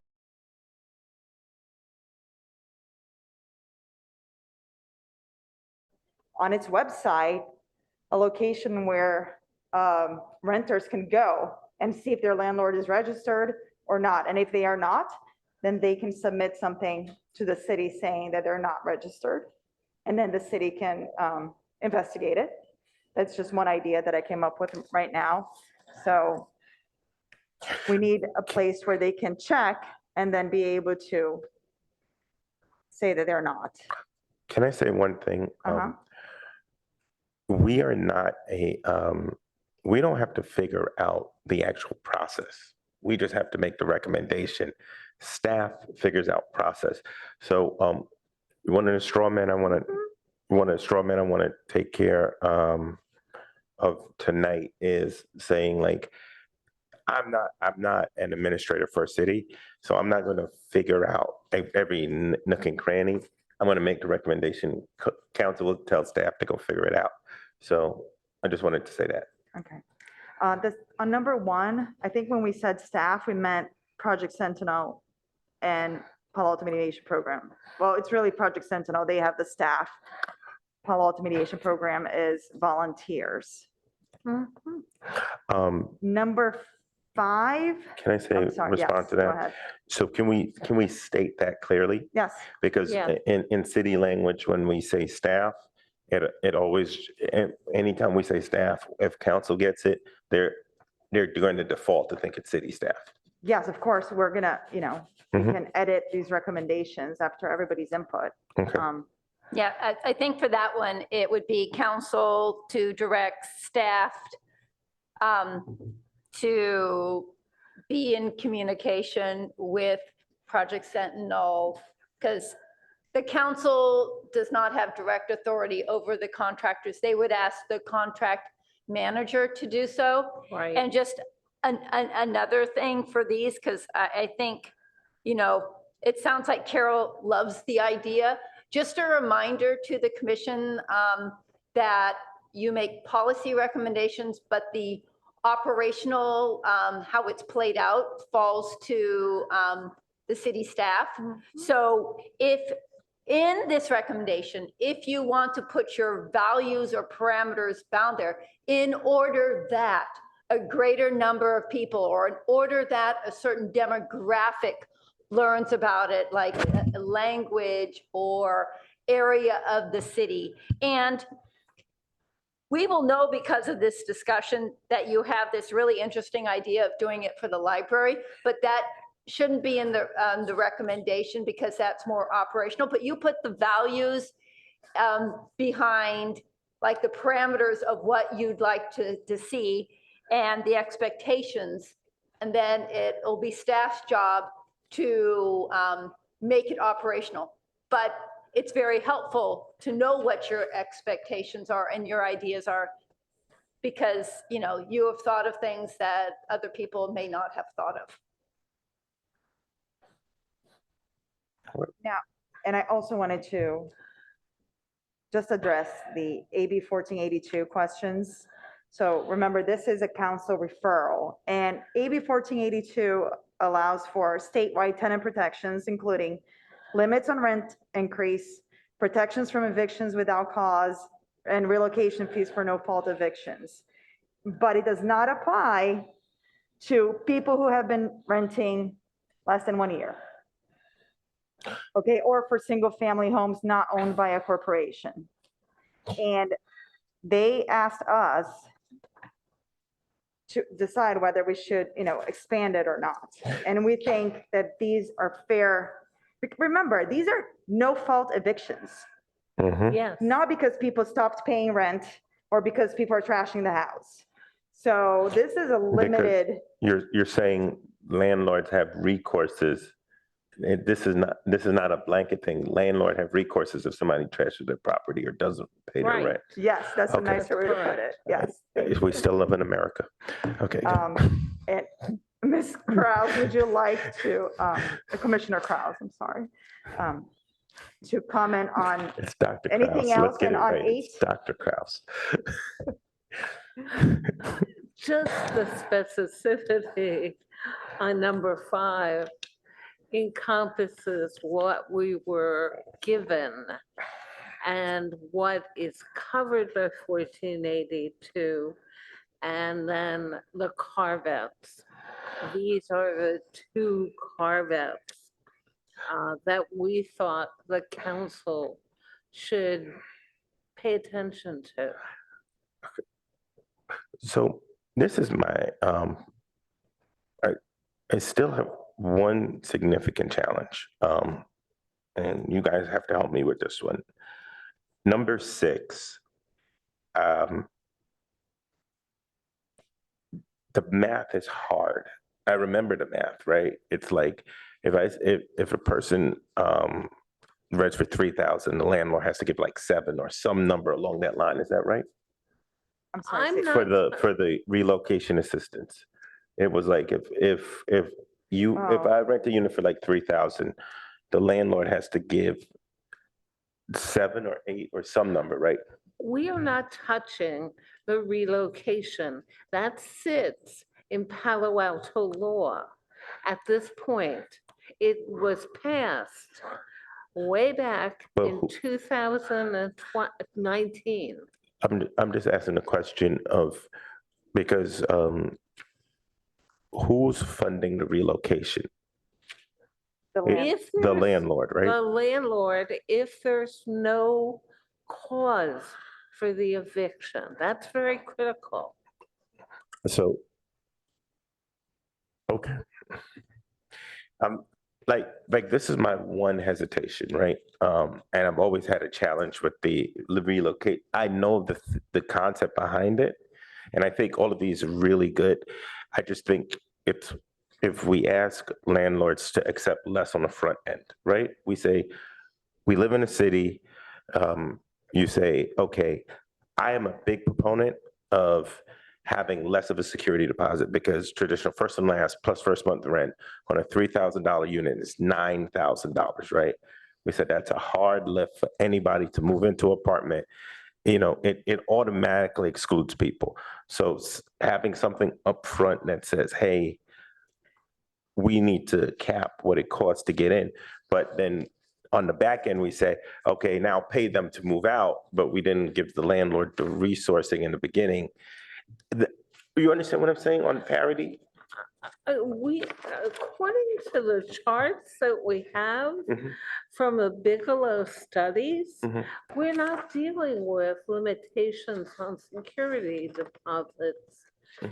According to these studies, what exists, Chair, is a fairly well thought out resource allocation for people that are forced to be evicted by no cause.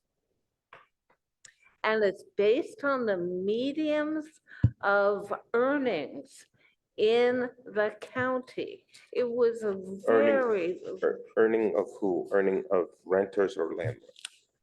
Renters. It has nothing to do with landlords. That's the challenge. The landlord has to pay it. I get what you're saying. I understand that moving in the county of Santa Clara, county of San Mateo, county of Santa Cruz, Alameda is expensive. And I get with the corporate no cost, but I'm still challenged around the smaller renter. And I don't know, we can talk about it when we get to a motion, but I'm still like worried about the mom and pop shop. Chair, we were not asked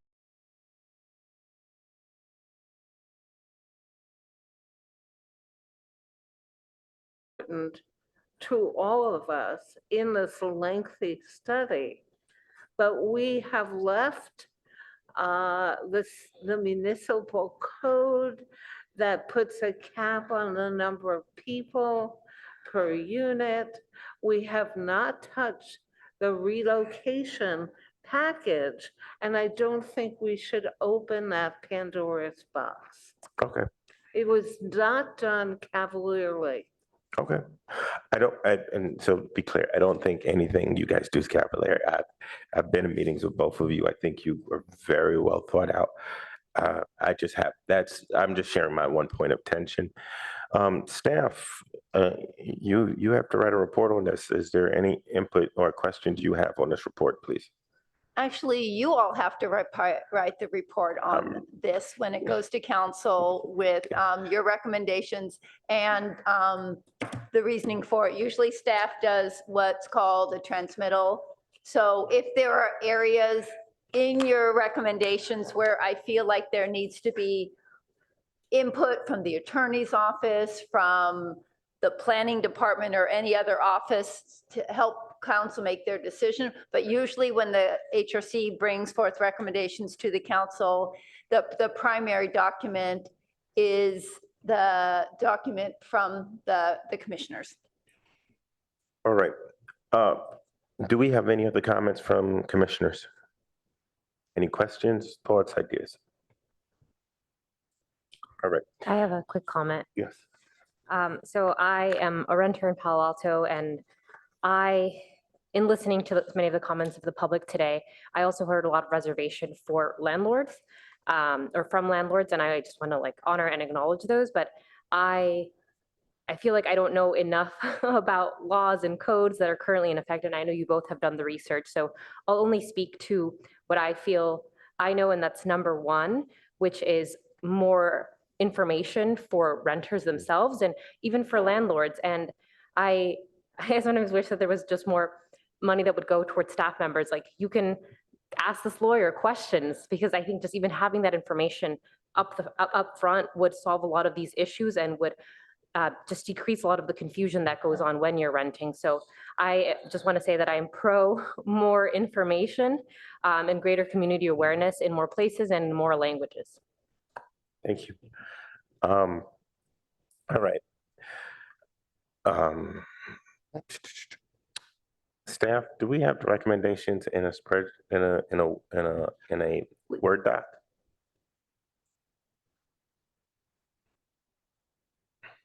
Sorry, not in a Word document, just in a PDF.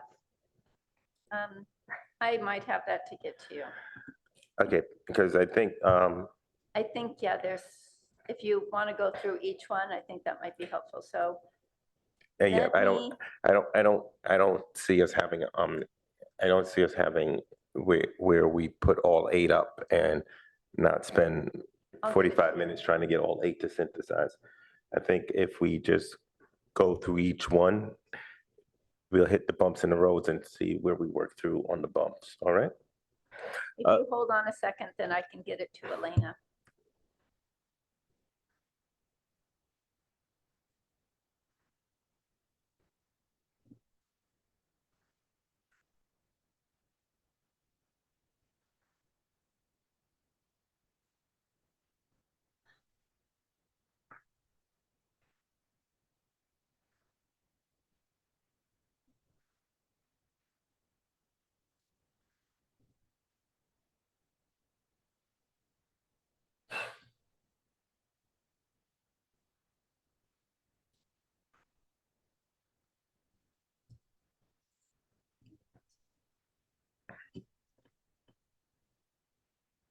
Hold on.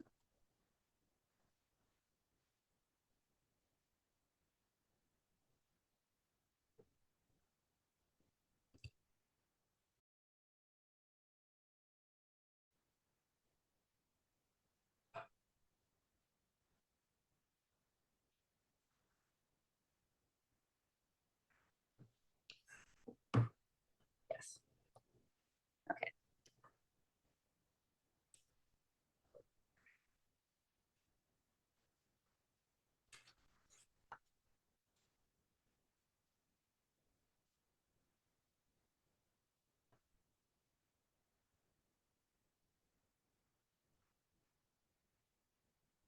You have it?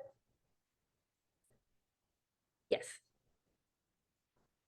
Okay.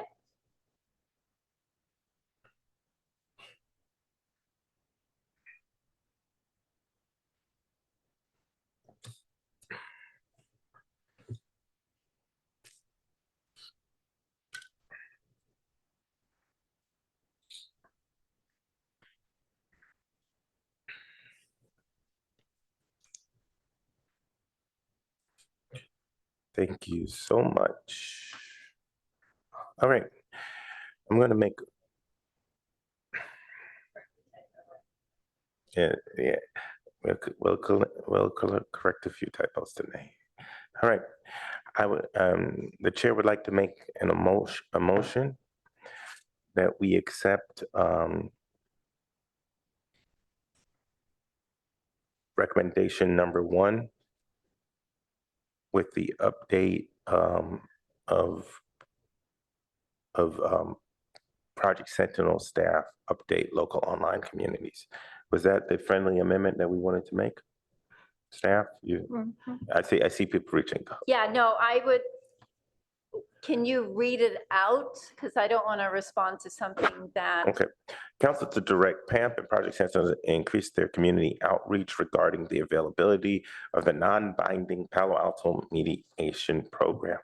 Although the program is highly effective for landlord and tenant disputes resolution, it could benefit from greater community awareness. The HRC recommends that PAMP and Project Sentinel set up information sessions at the city libraries periodically, and that staff update local online communities, particularly on Nextdoor.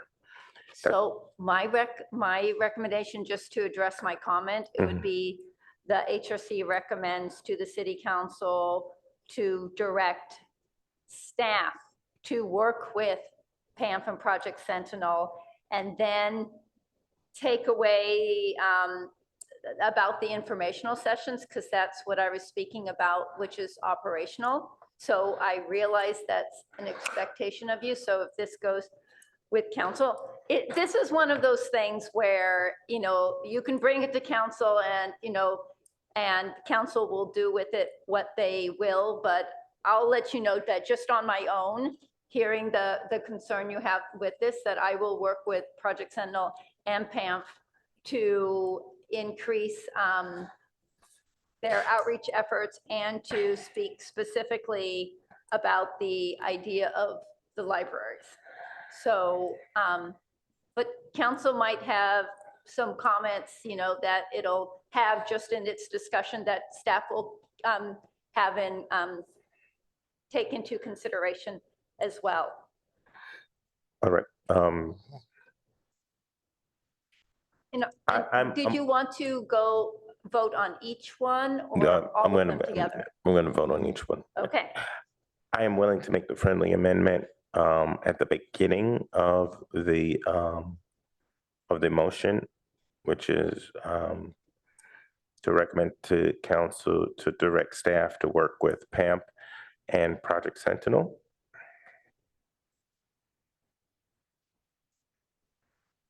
And we can remove at the bottom where it says, no, don't move. We only have to move and go to update local online communities. You remove that staff. I'm going to defer to the two authors of these recommendations on the final piece. On the Minka, when we do write a report to council, we can give examples of activities that are done by other. Right, but this still is pretty operational, and that's your choice not to confer with my advice, but I'm going to leave it. I don't have too much stake in that piece. I'll leave it to the two authors to see if they want to make that amendment, but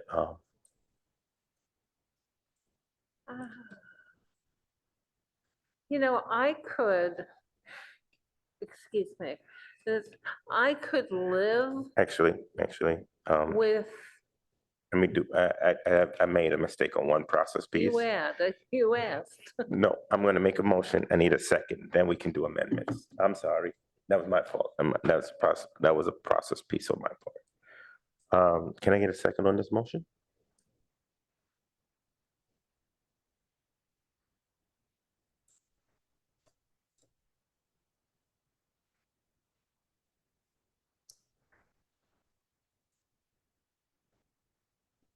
I'm sorry, is that a new motion that I don't have on the No, screen? no, I never seconded the motion. I should have made the original motion, went to a second, open for discussion, then made the friendly amendments. I made a mistake procedurally. So I'm just trying to get back on the right procedural track. I apologize. That's my fault, everyone. I'll second it. Okay. Okay, thank you, Vice Chair. I am your friendly amendment, Commissioner Kraus. I'll go back.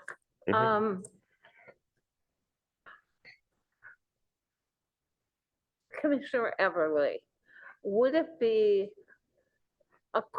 work for you, since we wrote this together, if we ended the paragraph at the third line? Would that encompass everything that we intended to accomplish and not get in procedural riffraff? I think that's fine. I think because of the feedback we received in November, we try to be even more specific this time around. We did a phenomenal job. I am comfortable ending it there, and then we can give examples of how they can have greater community outreach. All right. Are there any other amendment? You could remove it. I'll accept the friendly amendment. Do we have any other amendments or any other items in this discussion period? Okay. Are we ready for a vote on this item? Commissioner Krause, did you intend to end it at Palo Alto Mediation Program, or? I actually like that staff continued to the sentence following. So thank you. I agree with you. Okay. Okay, you want to do, okay, are we good? Are we good with the friendly amendment? Yes, I think we We're can good. vote. Thank you. All right, I'm going to open the floor for a vote. Vice Chair Eberly, Aye. Commissioner Never Aye. Commissioner Kraus, Aye. Commissioner Savage, Aye. Chair Smith, aye. All right. I'm going to put a motion on the floor for item number 2. Can I have a second on item number 2? Yes. A second. Commissioner Kraus, second. Are there any, we're open for discussion at this time? Are there any discussion points on this item? Yes, Steph. I would just ask that you change all rental leases to agreements, because there are people on month to month. So if that's your intention, that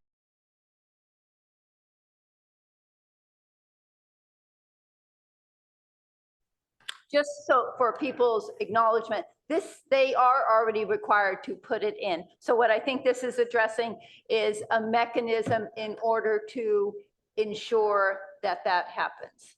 Correct. Okay. That is correct. And just to remind everybody that council did ask us basically how effective, how can we make this more effective, basically? Okay. The That's mandatory correct. response clause Okay. being on the leases. All right. So I'm going to ask from one of my commissioners to make a friendly amendment so we can replace rental leases with rental agreements. Can I have a commissioner make, I can't have staff make that. Yes. Commissioner Good. Kraus, I'll accept your friendly amendment. All right. Do we have any other changes to this? Okay. We open up for the vote. Commissioner Savage, Aye.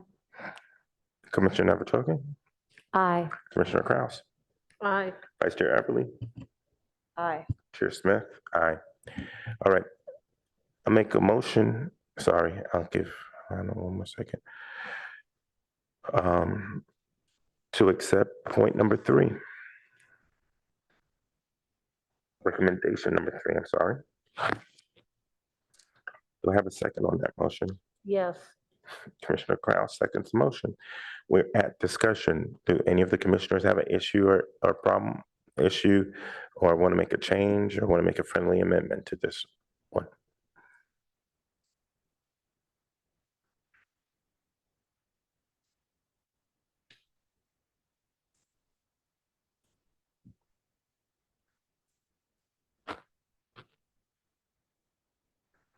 All right. I am ready for a vote. Vice Chair Everly, Aye. Commissioner Kraus, Aye. Commissioner Navachokin, Aye. Commissioner Savage, Aye. Chair Smith, aye. Okay.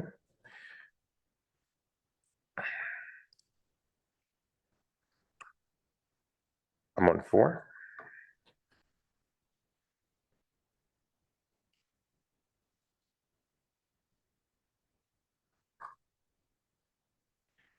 All right, I make a motion.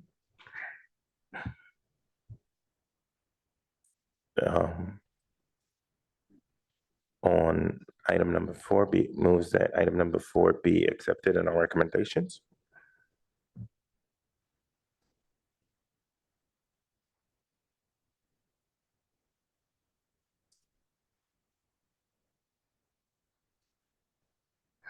Can I have a second? Yes. Commissioner Kraus, second the motion. We're at discussion.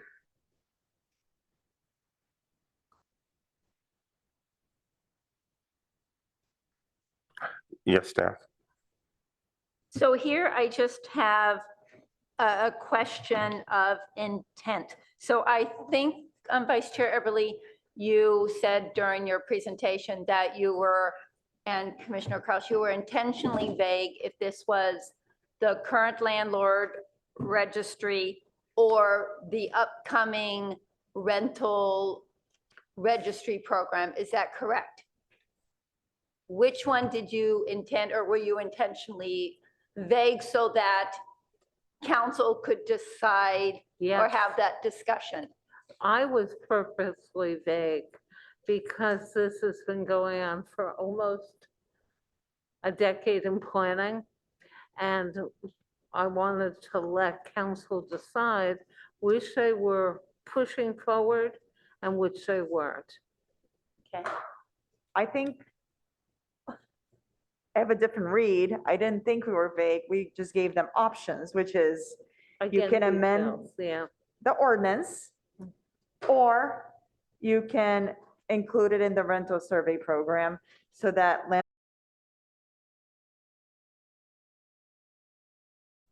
register. Okay. Because my understanding from staff is that the landlord registry is going to morph into part of the rental survey program. Right. So this just clarity. So that just gives the council the opportunity to say either or and what a possible solution is for either or that the commission is bringing forth. Correct. Okay, that's all I need to know. Thank you. All right. Does anyone else have a friendly amendment or want a discussion or change to this amendment? All right. Let us do our vote. Commissioner Savage, Nay. Commissioner Navachoke, Nay. Commissioner Kraus, A.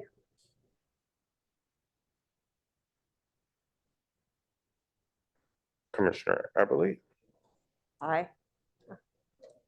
I'll go with an aye. Okay. Chair Smith, aye. We have a 3-2 vote.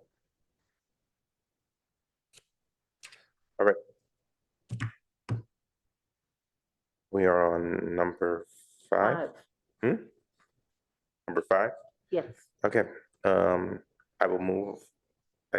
Actually, I can't move on this one because I have still have some issue with the languages. So does anybody want to make a motion on? I will. Commissioner Kraus makes a I motion. will move that we instruct council. Or you just accept your, Oh, okay, yes, yes, accept your recommendation. yes. Oh, okay. Do we have a second? Can we delete number 4? Yes. Thank you. Thank you. That in California, we'll be arguing about housing till we get to 1484 and 1482 for. All right. Do we have a second? Yeah. Do we have a second? Oh, I second. Okay. We are good. We are open for discussion. Yes, Minka. The only one thing that I have been asked by colleagues who are working on this is under number 1, cover renters who have lived in their units for 1 year. They would like you to consider clarifying if you mean renters who have lived in their unit less than 1 year in the means of eviction protection or rental increases or both. Yeah, that was my issue with it. I think the cover renters, I think you have to cover both parts. You have to actually say that there. Okay. Because. Okay.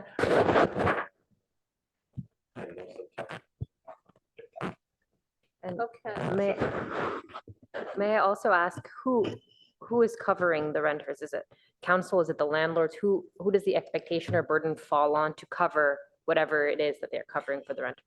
It's the landlords. But so basically they're saying, they can, all of the protections that AB 1484, 1482 give is over, you have to live in a place over a year.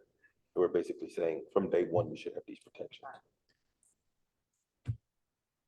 So friendly amendments. Yeah, you have to accept it though. I accept. What did you say, Minka? I'll make the friendly amendment. No, you'd say it again. No, I just said cover renters who lived in the units in 1 year. Maybe you could put in regards to eviction protections. Okay. Yes. That makes, Right. I'm good with that. Yeah, that's what I was looking for, like, so they're very clear. They might give us one or not the other, but at least we have Can we both. do eviction protections, Elena? Eviction protections. Yes, please. Okay.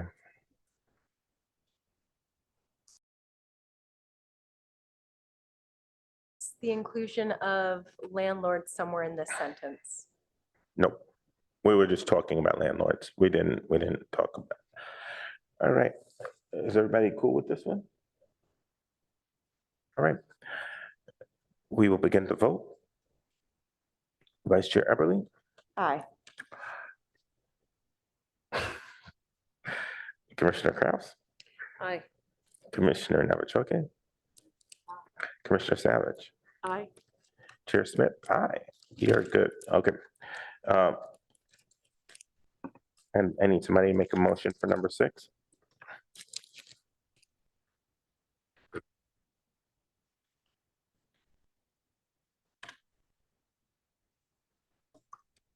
Can somebody make a motion for number 6? I can do that.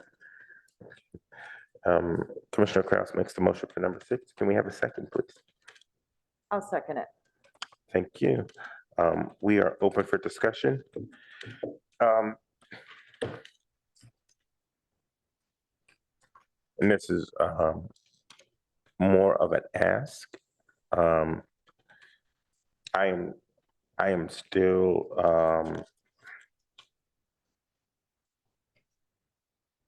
I am still worried about the use of the word duplex. I would ask for friendly amendment, not including where one unit is owner occupied. So the owner is on premises. I said, I still have challenges around the word duplex. Because if an owner has an ADU and can do like, but they live on property. So I would ask to make a friendly amendment where it says not including where one unit is owner occupied.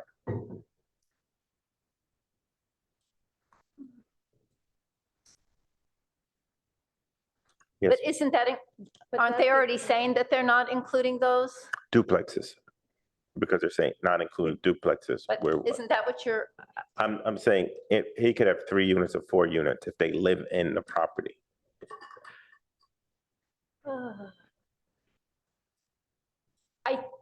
I think, and this one, I don't have any, clarification for or anything like that.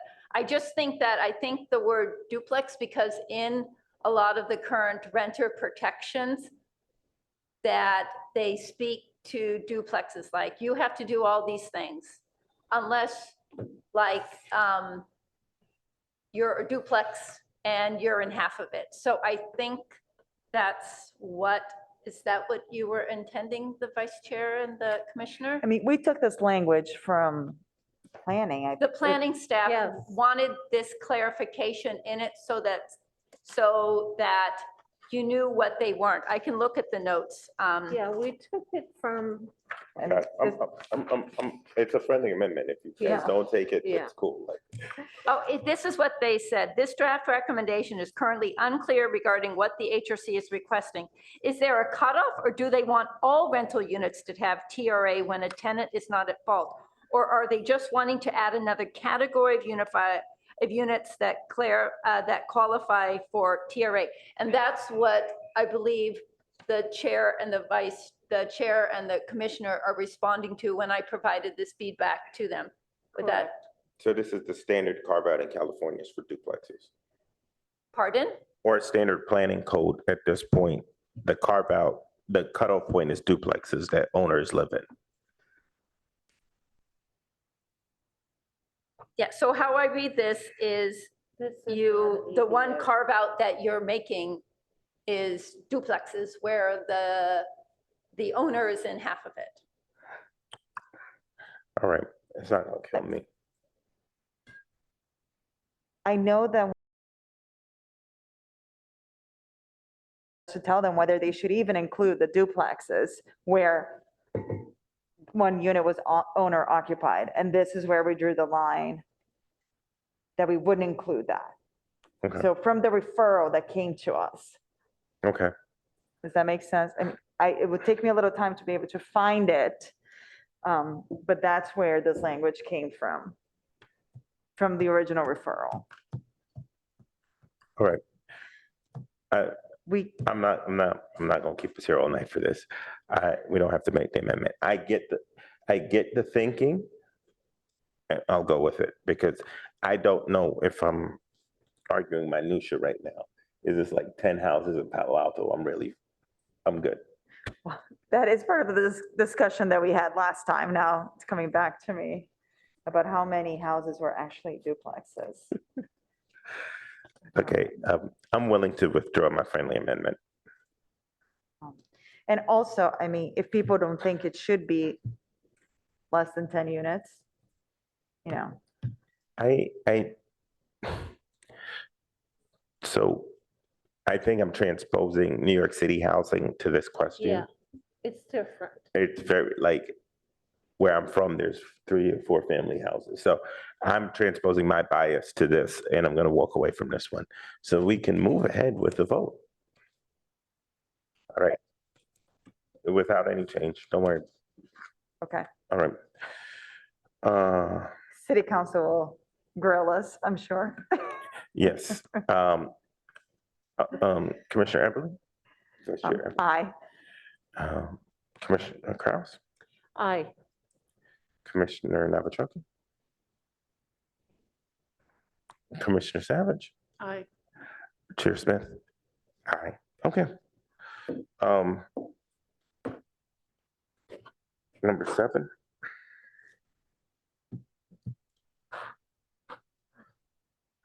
I'll make this motion. 7 and 8 are extra. They were not part of the referral. I just want to be clear. No, It's us thinking. no, this is, each recommendation here is valid based on your committee work. You don't have to, you do not ever have to qualify your committee work. Thank you. Okay. If they want people to rubber stamp what they're doing, then this is the wrong board. All right, so let's go. Can I get a second, please? Me. Okay, we have Commissioner Kraus with a second. All right, this is open for discussion.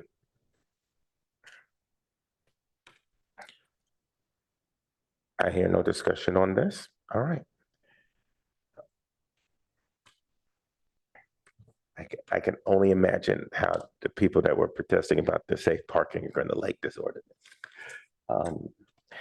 We'll do a vote. Commissioner Savage? Aye. Commissioner Navachocki? Commissioner Kraus? Aye. Vice Chair Eberly? Aye. Chair Smith? Aye. We have a unanimous vote. Point number 8.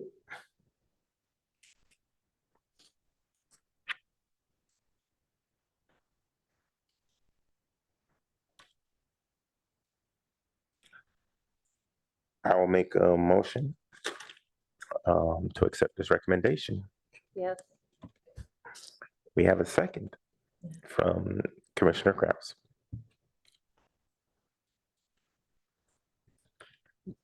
Do we have any questions on this? Sorry.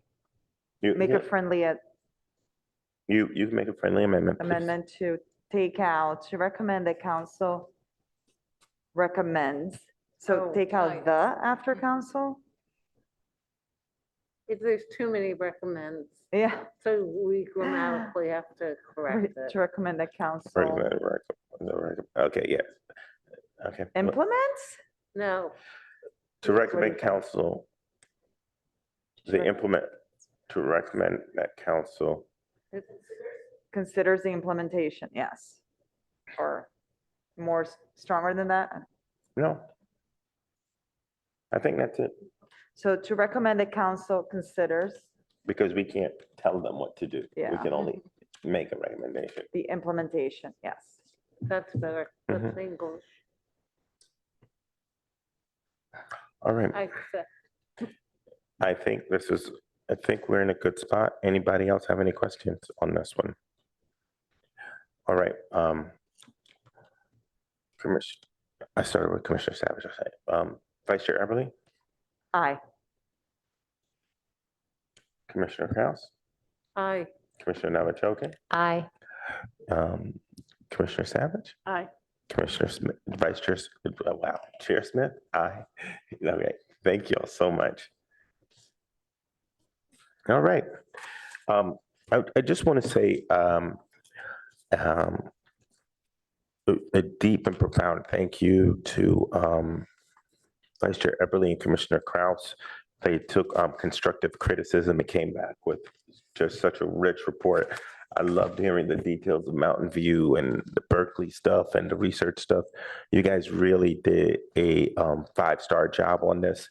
And I think even if we all didn't agree with all parts of it, nobody can take away from the quality of the work. So thank you so much. All right.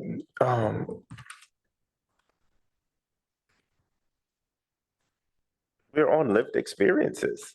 I had a Commissioner Navajo. Thank you very much. And I will try to keep this short just as an update because I know it's gotten late and I will also No, take your time. That's important stuff.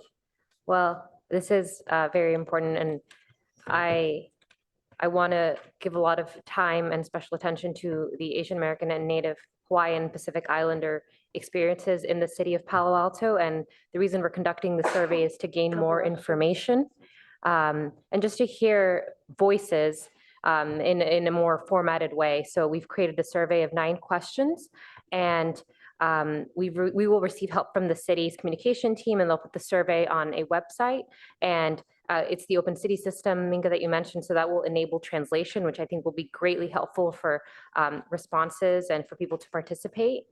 And I like the idea that now we plan to provide an option for residents to complete the survey in person at hopefully Cubberley one-on-one. So we'll have different formats. It'll be through phone, online, and also in person. And then we'll have even a link that you can print out the survey itself. So those are just some updates on it. And we're waiting for approval to create a separate email handle, AANA.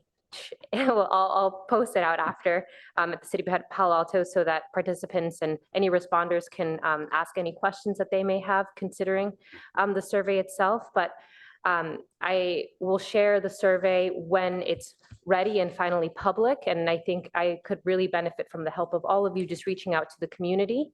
And the survey itself asks the question, who else do you think should be responding to the survey whose voice isn't captured? So the hope is just to get like a broad brush of answers of our community members. And it is lived experience, positive, negative.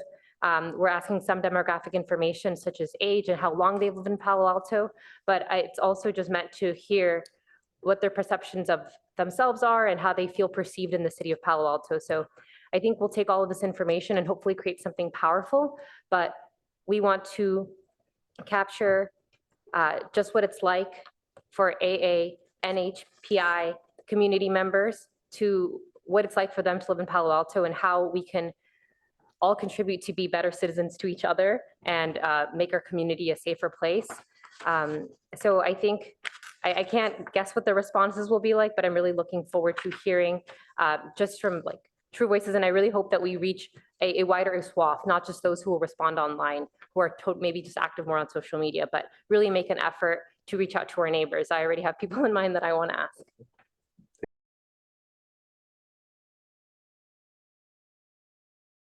I'm not allowed to yet, but I've heard some phenomenal responses from those that have reviewed and seen it. They think the questions are extremely insightful. Commissioners, I think it is incumbent on us to dig deep and wide in our network, from every PTA group to the seniors programs, to finding kids to walk and get their parents and grandparents to fill it out. We have to remember the Asian community in Palo Alto is a very wide and diverse swath, and that's why we are doing the survey, because we want to speak to all experiences. As you see, we've we acknowledge the Native Hawaiian population, which is a significant part. So I'm grateful for that. We want to open up for public comment. What is our next step on this? Our next step will be, we're meeting what date in March, Minka?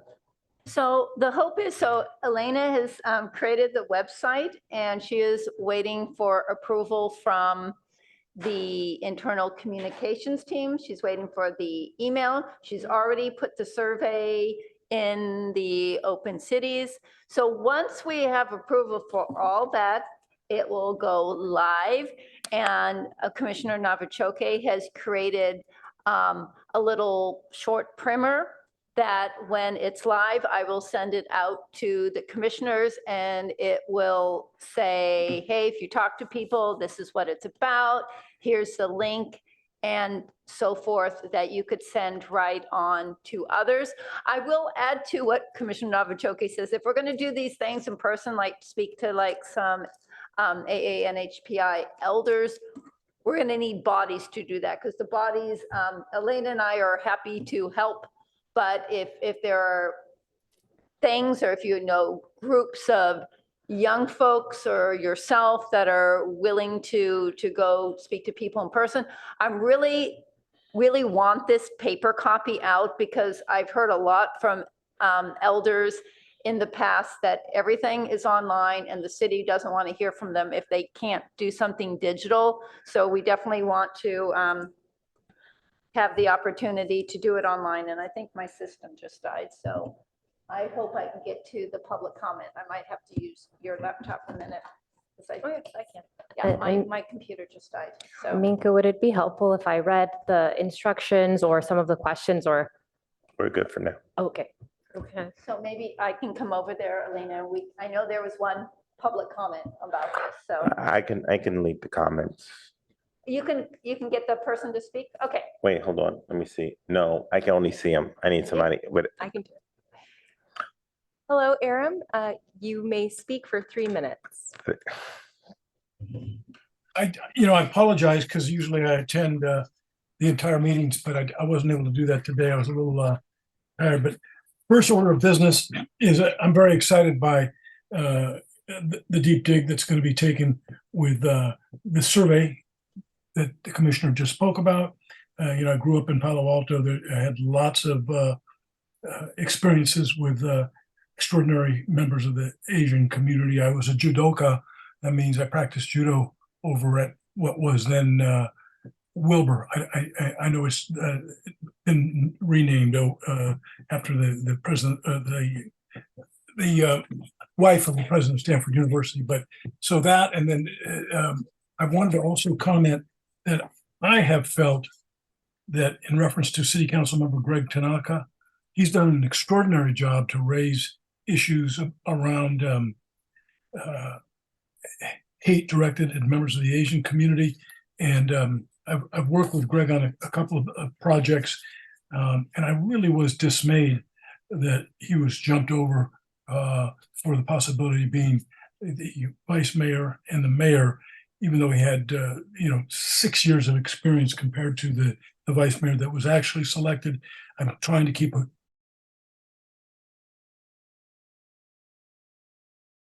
racism against Greg on the city council and to be able to speak out on that.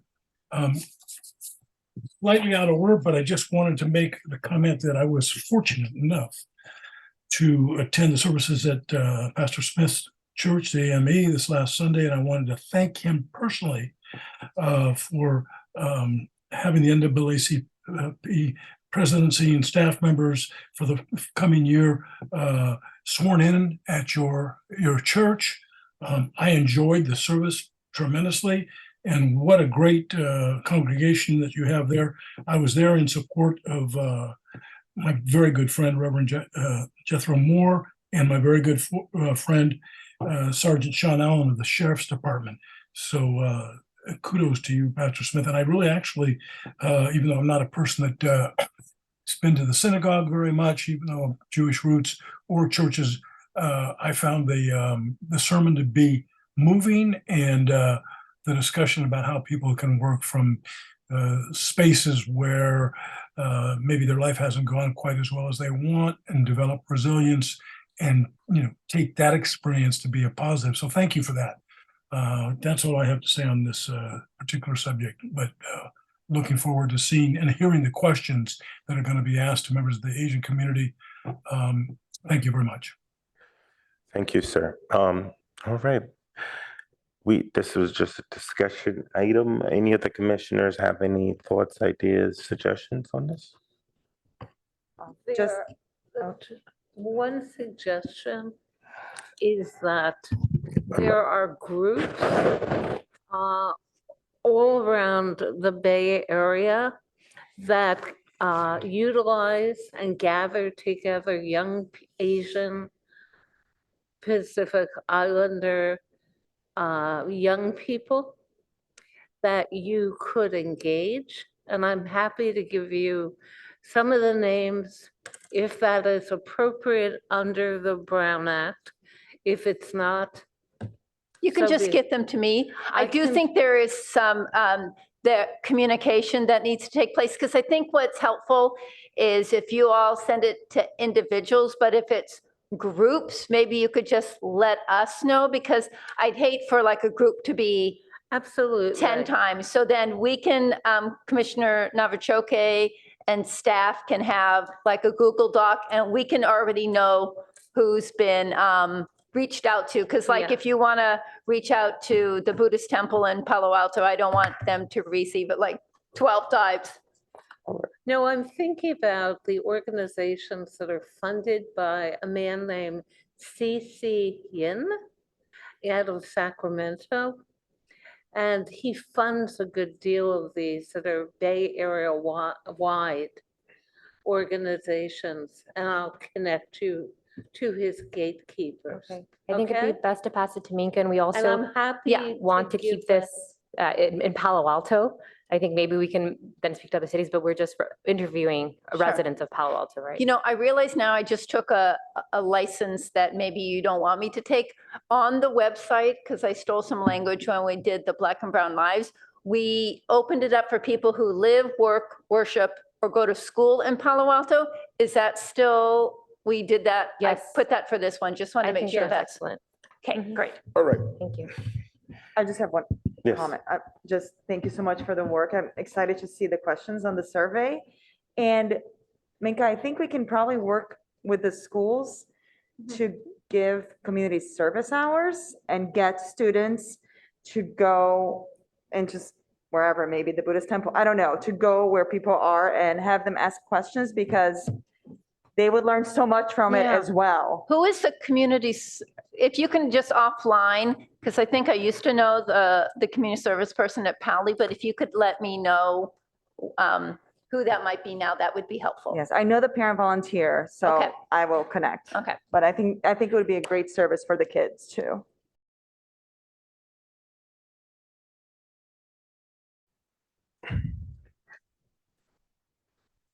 All right. I just want to make sure nobody else had anything. Commissioner Navachoke, thank you so much. Phenomenal job. I'm excited about this. I think after next month, after we launch, I think we should have a discussion about how long do we let this run? Because yes, how long do we let it run? So I think that's going to be our final discussion point and vote point next week. All right. Do we have any commissioner reports? Chair, you forgot one item, number 7. I was trying to skip over that one. All right.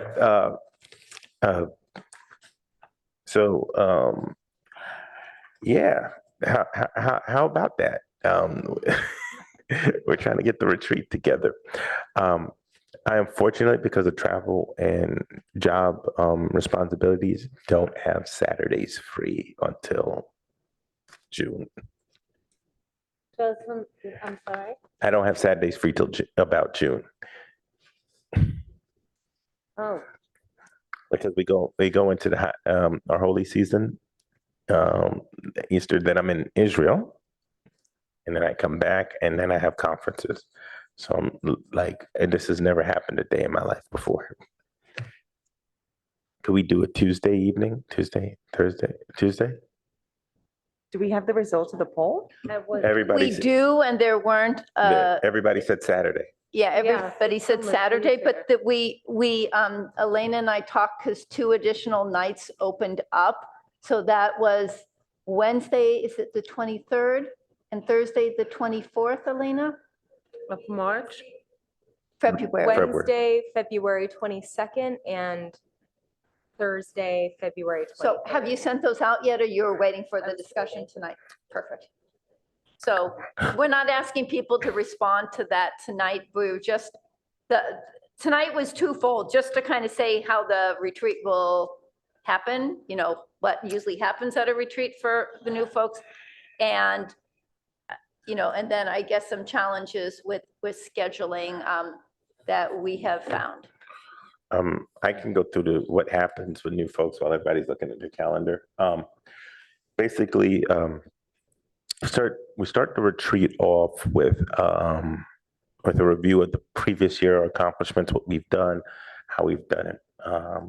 Then we will look at our work plan and say, what have we done anything on, and what haven't we done anything on? Because oftentimes with work plans, you could be really excellent in one area, and then you fall in another area.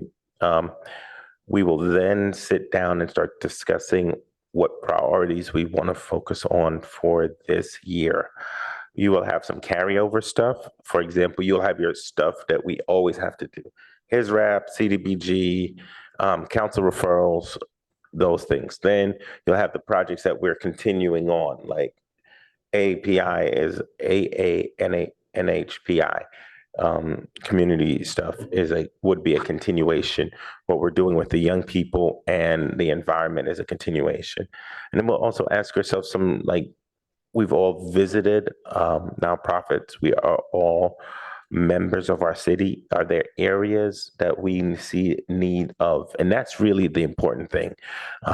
We're supposed to be like canaries in the mine. So if there's something that we're seeing in our community that needs to be addressed, I always go back to, I think only me and Daryl were here at this time, but Gabe Kralik was the chair at the time, and this was the meeting before we got locked down for COVID. And he brought somebody in to talk about hate crimes against the Asian community. This was before COVID happened, and he was so early on it, but he was really like a canary in the mine. And like, it's 3 years later and we're dealing with it still. So those are the kind of things. Minka, did I miss it?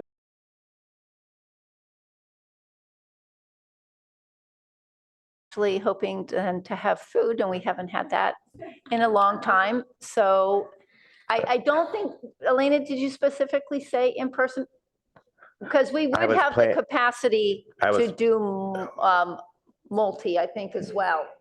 No, Okay. we can't, because of the Oh, yeah. rules, we have to do it in person. Yeah, you have to do it in person unless it is a public meeting. It is a public meeting. Oh, it is? It is a public meeting, so there can be all the same rules of having time for the public to speak. Those will all still be in effect.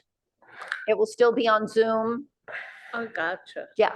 The retreat? Yes. The retreat, yes. Okay. Yeah. We've had years where people have rallied a lot of people in public to actually show up at the meeting. It's very interesting. Daryl, we were there for that. All right. So Elena will update that and send it to you, because I think we all sometimes need to look at dates and have conversations before you can see if it works or not. And if we don't have everybody there for those nights, we're going to have a discussion again. So theoretically, the work plans got moved back, so council doesn't need to see them till around May. So Amen. if you all can't, yeah.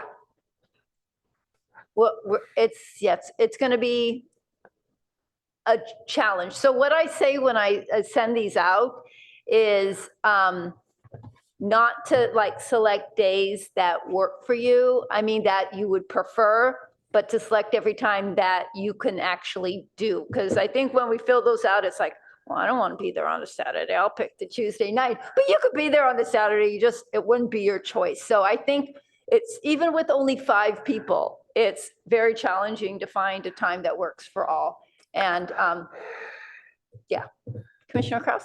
Oh, just could we start, if we're doing a Tuesday night, could we start a little early? Yes, we definitely I had will start considered as that we would early- start at 4 or 5. Yeah. I will start as early as you want. Cause I get up at 5. Oh, have mercy. No, it's past my bedtime. Yeah, it's Yes, Yeah. with that, we were definitely open to, the one consideration you have, and we have it a little bit less since we're online, but often the concern is not to start too early because it's as if we don't want the public to have comment. But council meetings now all start at 5, and I think we could get away with 4 now that people can do it. So please. Definitely. So No, maybe, and I'm not trying to exclude anybody. no, but I'm just should we saying- redo it? Would people fill it out differently if we made that, like, if it was a weeknight at 4? That might be better for some and worse for others. I will tell you that these 2 days that were just thrown out, if it's 4 o'clock, I probably cannot do it. 'cause Okay, I'll still so be in maybe court. we'll do it, we'll put 4 and 5 o'clock. It's hard to do this kind of thing in public, but, Well, no, we might as well. or if you all just send some of your restrictions to us and we'll try to, I don't know. And is there a time, Chair, when your Saturdays become available again? Since we don't have to turn the work plan in until May? So,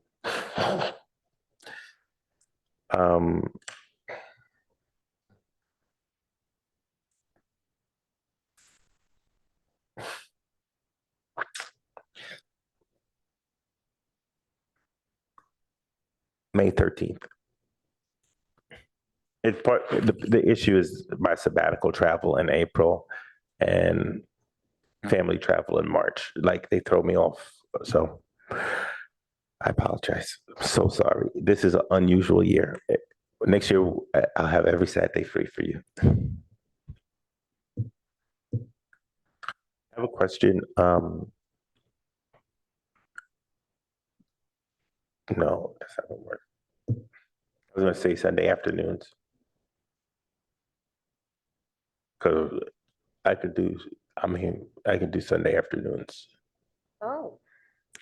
but I don't know if that works for staff. That's why I want to be reticent on that.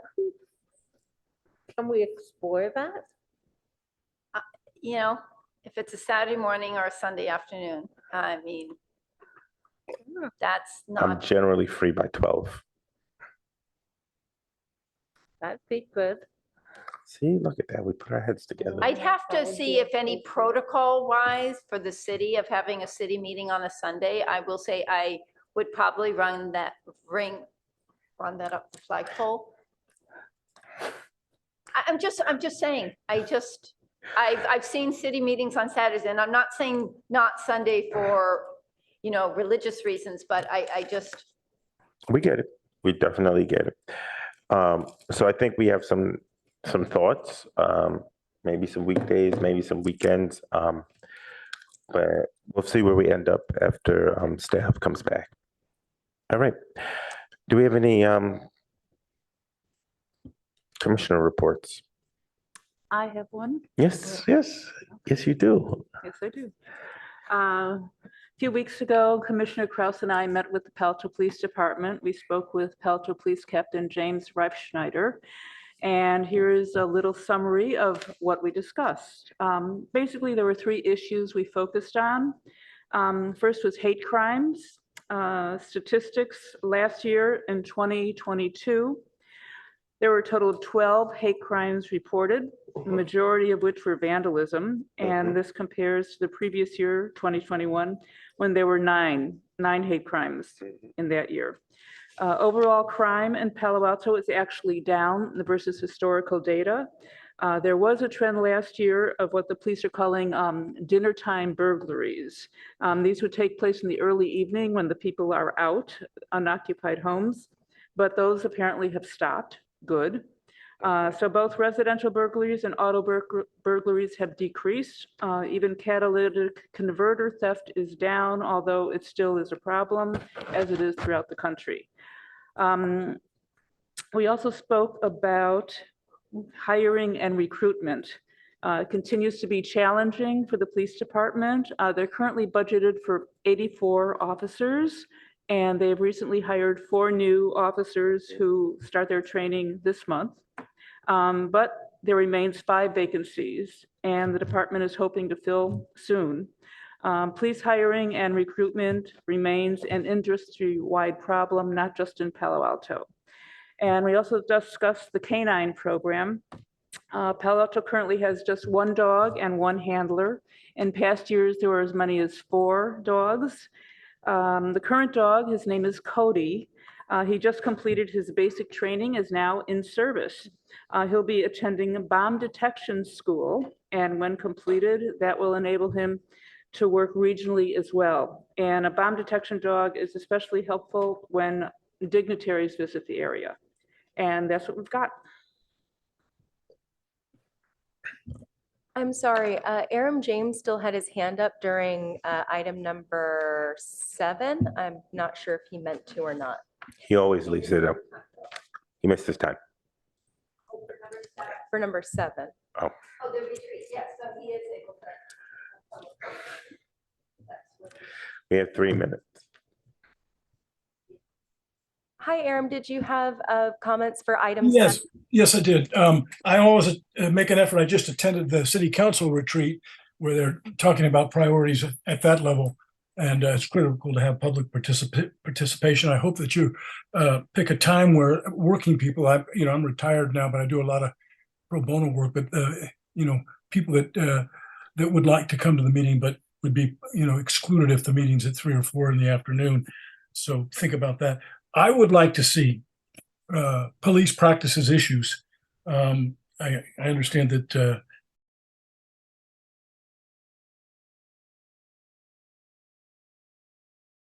canines that bite human beings, so I would like to have that and police practices issues again be a priority for the city. We all know about the recent extraordinarily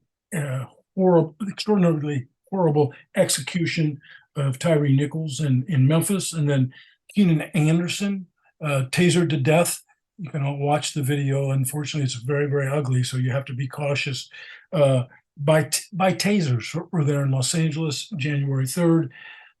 We had another taser death that's been under reported on, a young woman who was tasered to death in South City, and only the Daily Post has reported on it. And I'm trying to get more information from Steve Wagstaff, the district attorney in San Mateo County, on that case. But again, and I also want to look, and I hope all of you have read Janati Shanir's extraordinary piece that was put out in November of 2022, Battling Bias in Policing, what the data reveals about the Palo Alto's effort at police reform. And unfortunately, Andrew Binder, the chief, basically, you can see it in the article. It's not just me saying it. Thumbed his nose at the RIPA data that shows that Palo Alto is still leading the charge of being an old school racist police department with items that go back to the inception of policing, when we had the people that were the quote unquote slave catchers that now became the police, and a lot of the things that were happening when people were enslaved are still happening to people of color in this country. So that's got to be a priority. I also would like to address, as my father was Daniel Ben-Ezra Fink. My grandfather was Louis Beyer Finkelstein. He graduated from Cornell in 1913, selling magazine subscriptions. He was the youngest of 19 Ukrainian Jews. But I'd like to see the Palestinian human rights issue be a priority this year. So I'll see you at the retreat. Look forward, Minka, to getting. Thank you so much, Mr. James. Yeah, thank you very much.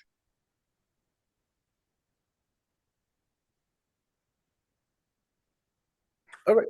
Do we have any other commissioner reports? Staff?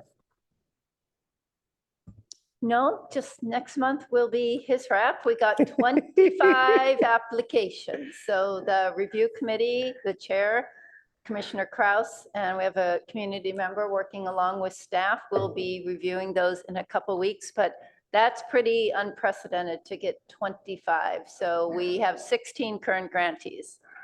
Yes, and we struggled with finite money for them last year. So we pray council gives us more money this year. Amen. I can't say that here, but all right. I think the meeting's over. I want to thank each of you, and I will see you next month. Hey, can meeting adjourned? Can we get a picture together? Thank you. We haven't been able to do this in a while.